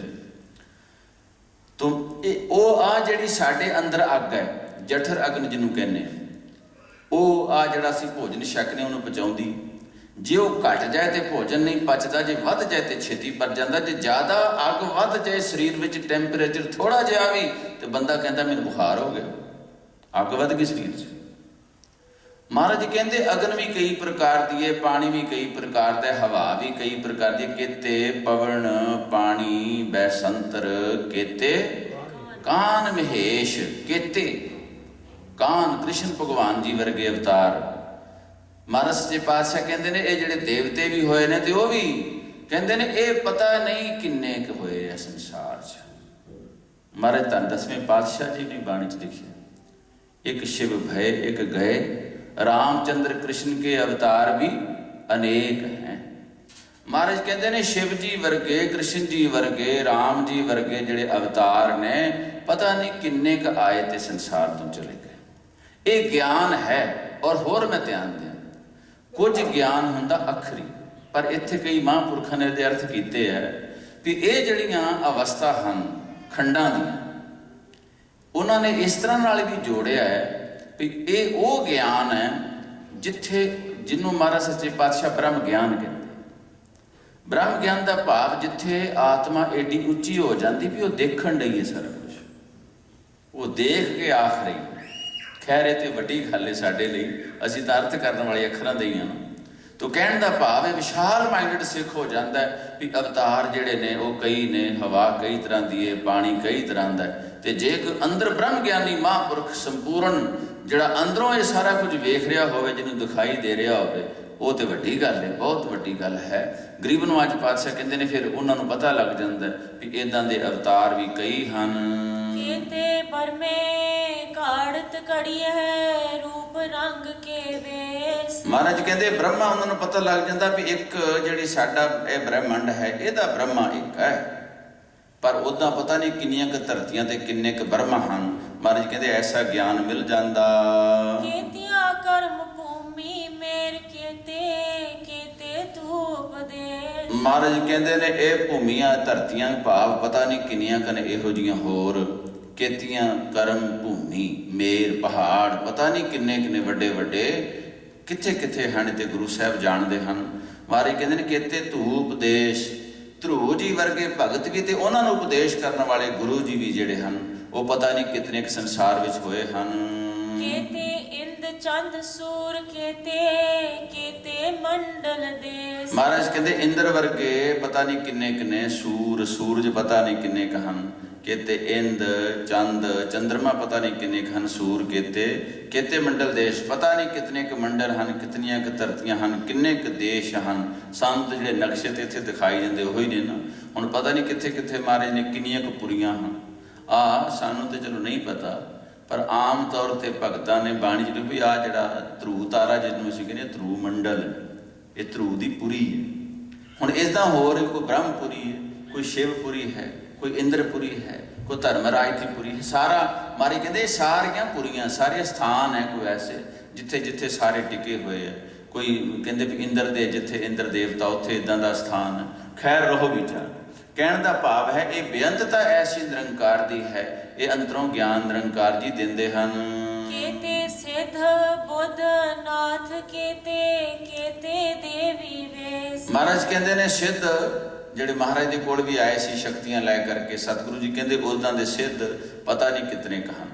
ਮਹਾਤਮਾ ਬੁੱਧ ਜੀ ਵਰਗੇ ਮਹਾਂਪੁਰਖ ਵੀ ਸੰਸਾਰ ਵਿੱਚ ਪਤਾ ਨਹੀਂ ਕਿੰਨੇ ਕਾਏ ਹਨ। ਕੀਤੇ ਸਿੱਧ ਬੁੱਧ ਨਾਥ ਜੋਗੀ ਨਾਥ ਜਿਹੜੇ ਭਾਵ ਉਹ ਵੀ ਵੱਡੇ ਵੱਡੇ ਮਹਾਂਪੁਰਖ ਜਿਹੜੇ ਹਨ ਪਤਾ ਨਹੀਂ ਸੰਸਾਰ ਵਿੱਚ ਕਿੰਨੇ ਕਾਏ ਹਨ। ਕੀਤੇ ਸਿੱਧ ਬੁੱਧ ਨਾਥ ਕੀਤੇ ਦੇਵੀ ਵੇਸ਼। ਹੁਣ ਇੱਦਾਂ ਵੈਸੇ ਤਾਂ ਇਹਨਾਂ ਦੇਵੀਆਂ ਕੁਝ ਗਿਣਤੀ ਦੀਆਂ ਮੰਨ ਲਈਆਂ ਹਿੰਦੁਸਤਾਨ 'ਚ ਜਿਨ੍ਹਾਂ ਦੀ ਪੂਜਾ ਅੱਜ ਹੋ ਰਹੀ ਹੈ ਵੀ ਕੋਈ ਕਾਲੀ ਦੇਵੀ, ਕੋਈ ਗੋਰੀ ਦੇਵੀ ਹੈ, ਕੋਈ ਫਲਾਣੀ ਦੇਵੀ ਹੈ, ਪਰ ਸੱਚੇ ਪਾਤਸ਼ਾਹ ਕਿਤੇ ਅੰਤ ਹੀ ਕੋਈ ਨਹੀਂ। ਪਤਾ ਹੀ ਨਹੀਂ ਕਿੰਨੇ ਕੁ ਦੇਵੀ ਵੇਸ਼ ਦੇਵੀਆਂ ਦੇ ਅਵਤਾਰ ਵੀ ਭਾਵ ਸ਼ਕਤੀਆਂ ਇੱਦਾਂ ਦੀਆਂ ਕਿੰਨੀਆਂ ਕੁ ਸੰਸਾਰ ਵਿੱਚ ਹਨ, ਕੋਈ ਅੰਤ ਨਹੀਂ। ਸਾਧ ਸੰਗਤ ਜੀ ਧਿਆਨ ਦਿਓ। ਜਨਮ ਸਾਖੀ ਦਾ ਇੱਕ ਨਿੱਕਾ ਜਿਹਾ ਬਚਨ ਮੈਂ ਕਹਿ ਜਾਵਾਂ। ਜਦੋਂ ਮਹਾਰਾਜ ਸੱਚੇ ਪਾਤਸ਼ਾਹ ਜੀ ਕੋਲ ਭਾਈ ਲਹਿਣਾ ਜੀ ਗਏ ਹਨ, ਸਾਖੀ ਕਰਨ ਨੇ ਬਚਨ ਲਿਖਿਆ ਹੈ ਵੀ ਉਸ ਵੇਲੇ ਅੰਮ੍ਰਿਤ ਵੇਲੇ ਜਦੋਂ ਭਾਈ ਲਹਿਣਾ ਜੀ ਉੱਠੇ ਤੇ ਮਹਾਰਾਜ ਦੇ ਸਥਾਨ ਤੇ ਕੇਸਾਂ ਨਾਲ ਬਹੁਤ ਲੰਬੇ ਲੰਬੇ ਕੇਸਾਂ ਨਾਲ ਇੱਕ ਦੇਵੀ, ਇੱਕ ਬੱਚੀ ਬੀਬੀ ਜਵਾਨ ਆਪਣੇ ਕੇਸਾਂ ਨਾਲ ਝਾੜੂ ਕਰ ਰਹੀ ਸੀ। ਤੇ ਇਤਿਹਾਸਕਾਰਾਂ ਨੇ ਸਾਖੀਕਾਰਾਂ ਲਿਖਿਆ ਕਿ ਮਹਾਰਾਜ ਭਾਈ ਲਹਿਣਾ ਜੀ ਪਹਿਲਾਂ ਮਾਤਾ ਜੀ ਦੇ ਪੁਜਾਰੀ ਸਨ ਤੇ ਜਾਂਦੇ ਵੀ ਸਨ ਉੱਥੇ। ਖੈਰ ਰਹੋ ਵਿਚਾਰ। ਤੇ ਜਦੋਂ ਅੰਮ੍ਰਿਤ ਵੇਲਾ ਹੋਇਆ ਤੇ ਉਹਨਾਂ ਨੇ ਸੁਭਾਵਕ ਉਹਨਾਂ ਦੇ ਮਨ ਵਿੱਚ ਫੁਰਨਾ ਆਇਆ ਕਿ ਅੰਮ੍ਰਿਤ ਵੇਲਾ ਰਾਤ ਦਾ ਚੌਥਾ ਪਹਿਰ ਹੋਣ ਵਾਲਾ ਹੈ, ਇਸ ਵੇਲੇ ਇਹ ਮੁਟਿਆਰ ਇਹ ਬੱਚੀ ਇੱਥੇ ਆਪਣੇ ਕੇਸਾਂ ਨਾਲ ਝਾੜੂ ਕਰਨ ਵਾਲੀ ਕੌਣ ਹੋ ਸਕਦੀ। ਤੇ ਕਹਿੰਦੇ ਨੇ ਜਦੋਂ ਭਾਈ ਲਹਿਣੇ ਨੇ ਸੁਭਾਵਕ ਪੁੱਛ ਲਿਆ ਕਿ ਬੇਟਾ ਬੱਚਾ ਤੂੰ ਕੌਣ ਹੈ, ਇਸ ਵੇਲੇ ਰਾਤ ਅੰਮ੍ਰਿਤ ਵੇਲੇ ਇਹਨਾਂ ਦੇ ਸਥਾਨ ਤੇ ਝਾੜੂ ਕਰ ਰਹੀ ਹੈ ਆਪਣੇ ਕੇਸਾਂ ਨਾਲ। ਤੇ ਜਵਾਬ ਸੀ ਵੀ ਲਹਿਣਿਆ, ਜਿਸ ਦੇਵੀ ਦਾ ਤੂੰ ਪੁਜਾਰੀ ਹੈ, ਜਿਸ ਦੇਵੀ ਦੀ ਤੂੰ ਪੂਜਾ ਕਰਦਾ ਹੈ, ਮੈਂ ਉਹ ਹੀ ਹਾਂ। ਇਹਦੇ ਦਰ ਤੇ ਆਪਣੇ ਕੇਸਾਂ ਨਾਲ ਝਾੜੂ ਕਰ ਰਹੀ ਹਾਂ ਤੇ ਇਹਦੇ ਦਰ ਦੀ ਮੰਗਦੀ ਹਾਂ, ਇਹਦੇ ਕੋਲੋਂ ਮੰਗਣੀ ਆ। ਤੇ ਤੂੰ ਇੱਥੇ ਹੈ? ਕਹਿੰਦੀ ਮੈਂ ਇਕੱਲੀ ਨਹੀਂ, ਮੇਰੇ ਵਰਗੀਆਂ ਲੱਖਾਂ ਦੇਵੀਆਂ ਇਹਦੇ ਦਰ ਤੇ ਹੱਥ ਜੋੜ ਕੇ ਖਲੋਤੀਆਂ ਹੁੰਦੀਆਂ। ਮੇਰੇ ਵਰਗੀਆਂ ਲੱਖਾਂ ਇਹਦੇ ਦਰ ਦੀਆਂ ਝਾੜੂ ਬਰਦਾਰ ਨੇ, ਲੱਖਾਂ ਇਹਦੇ ਦਰ ਤੇ ਖਲੋਤੀਆਂ ਹੁੰਦੀਆਂ ਮੰਗਦੀਆਂ ਬਣ ਕੇ। ਬਸ ਭਾਈ ਲੈਣੇ ਦੇ ਮਨ ਵਿੱਚ ਆਇਆ ਹੁਣ ਕਿੱਥੇ ਜਾਣਾ, ਜਿਹਦੇ ਦਰ ਤੇ ਸਾਰੇ ਦੇਵੀ ਦੇਵਤੇ ਵੀ ਹੱਥ ਜੋੜ ਕੇ ਖਲੋਤੇ ਹੁੰਦੇ ਨੇ ਮੰਗਤੇ ਬਣ ਕੇ। ਇਹ ਤੋਂ ਵੱਡਾ ਦਰ ਹੋਰ ਕਿਹੜਾ ਹੋ ਸਕਦਾ ਹੈ। ਮਾਰੇ ਕਹਿੰਦੇ ਕੀਤੇ ਦੇਵੀ ਵੇਸ਼, ਪਤਾ ਨਹੀਂ ਕਿੰਨੇ ਕੁ ਦੇਵੀਆਂ ਦੇ ਵੀ ਚੋਲੇ ਹਨ। ਮਹਾਰਾਜ ਕਹਿੰਦੇ ਬੇਅੰਤਤਾ ਦਾ ਅੰਤ ਕੋਈ ਨਹੀਂ। ਕੀਤੇ ਦੇਵ ਦਾਨਵ ਮੁਨ ਕੀਤੇ ਰਤਨ ਸਮੁੰਦਰ। ਸੱਚੇ ਪਾਤਸ਼ਾਹ ਕਹਿੰਦੇ ਨੇ ਰਾਖਸ਼ ਕਿੰਨੇ ਹਨ, ਦੇਵਤੇ ਕਿੰਨੇ ਹਨ, ਸਮੁੰਦਰ ਕਿੰਨੇ ਹਨ, ਉਹਨਾਂ ਦੇ ਵਿੱਚ ਰਤਨ ਕੀਮਤੀ ਹੀਰੇ ਲਾਲ ਕਿੰਨੇ ਹਨ, ਅੰਤ ਕੋਈ ਨਹੀਂ। ਕੇਤੀਆਂ ਖਾਣੀ ਕੇਤੀਆਂ ਬਾਣੀ ਕੇਤੇ ਪਾਤ ਨਰਿੰਦਰ। ਇੱਥੇ ਹੁਣ ਸ਼ਾਸਤਰ ਜੀ ਆਪਾਂ ਜਿਹੜੀਆਂ ਸੰਸਾਰ ਦੀ ਰਚਨਾ ਜਿਹੜੀ ਸਾਡੇ ਸਾਹਮਣੇ ਇਹ ਤੇ ਚਾਰ ਖਾਣੀਆਂ ਨਾਲ ਅੰਡਜ ਜੇਰਜ ਉਤਪੁਜ ਸੇਤਜ ਉਤਪੁਜ, ਇਹ ਚਾਰ ਖਾਣੀਆਂ ਮੰਨੀਆਂ ਜਿਨ੍ਹਾਂ ਕਰਕੇ ਸੰਸਾਰ ਦੀ ਰਚਨਾ ਪੈਦਾ ਹੋਈ ਹੈ। ਅੰਡਿਆਂ ਤੋਂ, ਜੇਰ ਤੋਂ, ਜਿੱਦਾਂ ਜਿਹੜੇ ਮਨੁੱਖੀ ਬੱਚੇ ਜਾਂ ਪਸ਼ੂਆਂ ਦੇ ਬੱਚੇ ਜੇਰ ਨਾਲ ਪੈਦਾ ਹੁੰਦੇ, ਅੰਡਿਆਂ ਤੋਂ ਪੰਛੀ ਆਦਿ ਅੰਡਿਆਂ ਤੋਂ ਪੈਦਾ ਹੁੰਦੇ। ਸੇਤਜ ਉਤਪੁਜ, ਉਤਪੁਜ ਤੋਂ ਭਾਵ ਆ ਘਾਹ ਬੂਟੇ ਦਰਖਤ ਵਗੈਰਾ ਉਤਪੁਜੀ ਤੋਂ ਪੈਦਾ ਹੁੰਦੇ। ਬਾਕੀ ਕੁਛ ਜਿਹੜੇ ਮੈਲ ਤੋਂ ਕੀੜੇ ਗੰਦਗੀ ਦੇ ਜੂਆਂ ਆਦਿ ਇਹ ਇਸ ਤਰ੍ਹਾਂ ਦੇ ਜਿਹੜੇ ਪੈਦਾ ਹੁੰਦੇ ਮੈਲ ਤੋਂ ਹੁੰਦੇ। ਇਹ ਚਾਰ ਖਾਣੀਆਂ ਮੰਨੀਆਂ ਸੰਸਾਰ ਦੀ ਉਤਪਤੀ ਲਈ। ਪਰ ਉਹ ਕਿੱਥੇ ਹਨ, ਕਿਹੋ ਜਿਹੀਆਂ ਖਾਣੀਆਂ ਹੋਣਗੀਆਂ, ਕਿੱਥੇ ਕਿੱਥੇ ਹੋਣਗੀਆਂ, ਕਿੱਥੇ ਕਿੱਥੇ ਮਾਰੇ ਕਿਤੇ ਉਹ ਚੰਦਰਮਾ ਹੋਣਗੇ, ਕਿੱਥੇ ਕਿੱਥੇ ਸੂਰਜ ਹੋਣਗੇ, ਕਿੱਥੇ ਕਿੱਥੇ ਉਹ ਕੀ ਹੋਏਗਾ ਜਿੱਥੇ ਮਾਰੇ ਕਹਿੰਦੇ ਕੇਤੀਆਂ ਖਾਣੀ ਕੇਤੀਆਂ ਬਾਣੀ। ਹੁਣ ਬਾਣੀ ਜਿਹੜੀ ਆਪਾਂ ਜੇ ਮਹਾਂਪੁਰਖਾਂ ਦੇ ਬਚਨ ਪੜ੍ਹੀਏ ਇੱਥੋਂ ਜੋ ਅਸੀਂ ਵਰਤਨੇ ਉਹ ਤੇ ਮਧਮਾ ਬੈਖਰੀ ਪਸੰਤੀ ਹੈ ਕੁਛ ਵੀ ਹੈ, ਤੇ ਉਹ ਦੂਸਰੀ ਗੱਲ। ਬਾਣੀ ਦਾ ਅਰਥ ਇੱਥੇ ਬੋਲੀ, ਸੰਸਾਰ ਦੀਆਂ ਵੀ ਗਿਣਤੀ ਮਿਣਤੀ ਦੀਆਂ ਬੋਲੀਆਂ, ਕੋਈ ਕਿਸੇ ਭਾਸ਼ਾ 'ਚ ਬੋਲਦਾ, ਕੋਈ ਕਿਸੇ ਭਾਸ਼ਾ 'ਚ ਬੋਲਦਾ, ਪੰਜ ਚਾਰ ਭਾਸ਼ਾ ਬੰਦਾ ਜਾਣਦਾ ਕਿਤੇ ਬੱਲੇ ਬੱਲੇ ਨੂੰ, ਤੇ ਕਈ ਭਾਸ਼ਾ ਆਉਂਦੀਆਂ। ਸੱਚੇ ਪਾਤਸ਼ਾਹ ਕਹਿੰਦੇ ਨੇ ਖਾਣੀਆਂ ਵੀ ਪਤਾ ਨਹੀਂ ਕਿਤਨੀਆਂ ਕਿਤੇ, ਬਾਣੀਆਂ ਵੀ ਪਤਾ ਨਹੀਂ ਕਿੰਨੀਆਂ ਕਿੰਨੇ। ਬਾਣੀ ਦਾ ਅਰਥ ਤੇ ਭਾਸ਼ਾਵਾਂ ਹਨ, ਬੋਲੀਆਂ ਹਨ। ਸੱਚੇ ਪਾਤਸ਼ਾਹ ਕਹਿੰਦੇ ਖਾਣੀਆਂ ਦਾ ਵੀ ਅੰਤ ਨਹੀਂ ਤੇ ਬਾਣੀਆਂ ਦਾ ਵੀ ਅੰਤ ਨਹੀਂ। ਕੇਤੀਆਂ ਖਾਣੀ ਕੇਤੀਆਂ ਬਾਣੀ, ਅੱਗੇ ਜੀ ਕੇਤੇ ਪਾਤ ਨਰਿੰਦਰ। ਪਾਤ ਕਿੰਨੇ ਕੁ ਬਾਦਸ਼ਾਹ ਸੰਸਾਰ ਵਿੱਚ ਹੋਏ, ਰਾਜੇ ਮਹਾਰਾਜੇ, ਅੰਤ ਕੋਈ ਨਹੀਂ ਹੈ। ਕੇਤੀਆਂ ਸੁਰਤੀ ਸੇਵਕ ਕੇਤੇ ਨਾਨਕ ਅੰਤ ਨਾ ਅੰਤ। ਹੁਣ ਵੇਖੋ ਮੁਕਾਈ ਗੱਲ ਕਿੱਥੇ ਸਤਿਗੁਰਾਂ ਨੇ। ਕੇਤੇ ਪਤਾ ਨਹੀਂ ਕਿੰਨੇ ਕੁ ਐਸੇ ਨਿਰੰਕਾਰ ਦੀ ਪ੍ਰੀਤ ਵਾਲੇ ਨੇ ਜਿਹੜੇ ਸੁਰਤ ਨਾਲ ਪਰਮੇਸ਼ਰ ਵਿੱਚ ਜੁੜੇ ਹੋਏ ਆ, ਕੋਈ ਅੰਤ ਨਹੀਂ ਹੈ। ਸੇਵਕ ਕਿੰਨੇ ਕੁ ਹਨ ਨਿਰੰਕਾਰ ਜੀ ਦੇ, ਕੋਈ ਅੰਤ ਨਹੀਂ ਹੈ। ਤੋ ਕਹਿਣ ਦਾ ਭਾਵ ਸੱਚੇ ਪਾਤਸ਼ਾਹ ਇੱਥੇ ਦੱਸ ਰਹੇ ਨੇ ਭਈ ਗਿਆਨੀ ਜਿਹੜਾ ਮਨੁੱਖ ਹੈ ਅੰਦਰੋਂ ਇੰਨਾ ਵਿਸ਼ਾਲ ਹੋ ਜਾਂਦਾ, ਇੰਨਾ ਵੱਡਾ ਹੋ ਜਾਂਦਾ ਵੀ ਹੇ ਨਿਰੰਕਾਰ, ਤੇਰੀ ਲੀਲਾ ਦਾ, ਤੇਰੀ ਖੇਡ ਦਾ, ਤੇਰੇ ਚੋਜਾਂ ਦਾ, ਤੇਰੀਆਂ ਵਡਿਆਈਆਂ ਦਾ, ਤੇਰੀ ਵਿਸ਼ਾਲਤਾ ਦਾ ਅੰਤ ਹੀ ਕੋਈ ਨਹੀਂ, ਅੰਤ ਹੀ ਕੋਈ ਨਹੀਂ। ਤੇ ਹੋਰ ਅੰਦਰੋਂ ਵਿਸ਼ਾਲ ਹੋ ਕੇ, ਹੋਰ ਅੰਦਰੋਂ ਖੁੱਲਾ ਹੋ ਕੇ, ਹੋਰ ਨਿਰੰਕਾਰ ਵਿੱਚ ਜੁੜੀ ਜਾਂਦਾ, ਹੋਰ ਨਿਰੰਕਾਰ ਵਿੱਚ ਜੁੜੀ ਜਾਂਦਾ। ਦਾਤਾ ਤੂੰ ਏਡਾ ਵੱਡਾ, ਤੂੰ ਏਡਾ ਵੱਡਾ, ਤੂੰ ਏਡਾ ਵੱਡਾ। ਉਹਦੀਆਂ ਵਡਿਆਈਆਂ ਵੇਖ ਵੇਖ ਕੇ, ਸੁਣ ਸੁਣ ਕੇ, ਸੁਣ ਸੁਣ ਕੇ ਤੇ ਹੋਰ ਨਿਰੰਕਾਰ ਵਿੱਚ ਗਵਾਚੀ ਜਾਂਦਾ, ਗਵਾਚੀ ਜਾਂਦਾ, ਗਵਾਚੀ ਜਾਂਦਾ। ਨਿਰੰਕਾਰ ਵਿੱਚ ਗੁਰੂ ਕਿਰਪਾ ਕਰੇ ਸਾਡੇ ਅੰਤਰਾਤਮੇ ਵਿੱਚ ਅਸੀਂ ਧਰਮੀ ਹੋ ਕੇ ਜੀਵੀਏ ਤੇ ਐਸਾ ਗਿਆਨ ਸਾਡੇ ਅੰਦਰ ਵੀ ਆ ਜਾਏ। ਬਖਸ਼ਿਸ਼ ਹੋ ਜਾਏ ਨਿਰੰਕਾਰ ਜੀ ਦੀ, ਕਿਰਪਾ ਕਰਨ ਸਤਿਗੁਰੂ ਜੀ ਸੱਚੇ ਪਾਤਸ਼ਾਹ।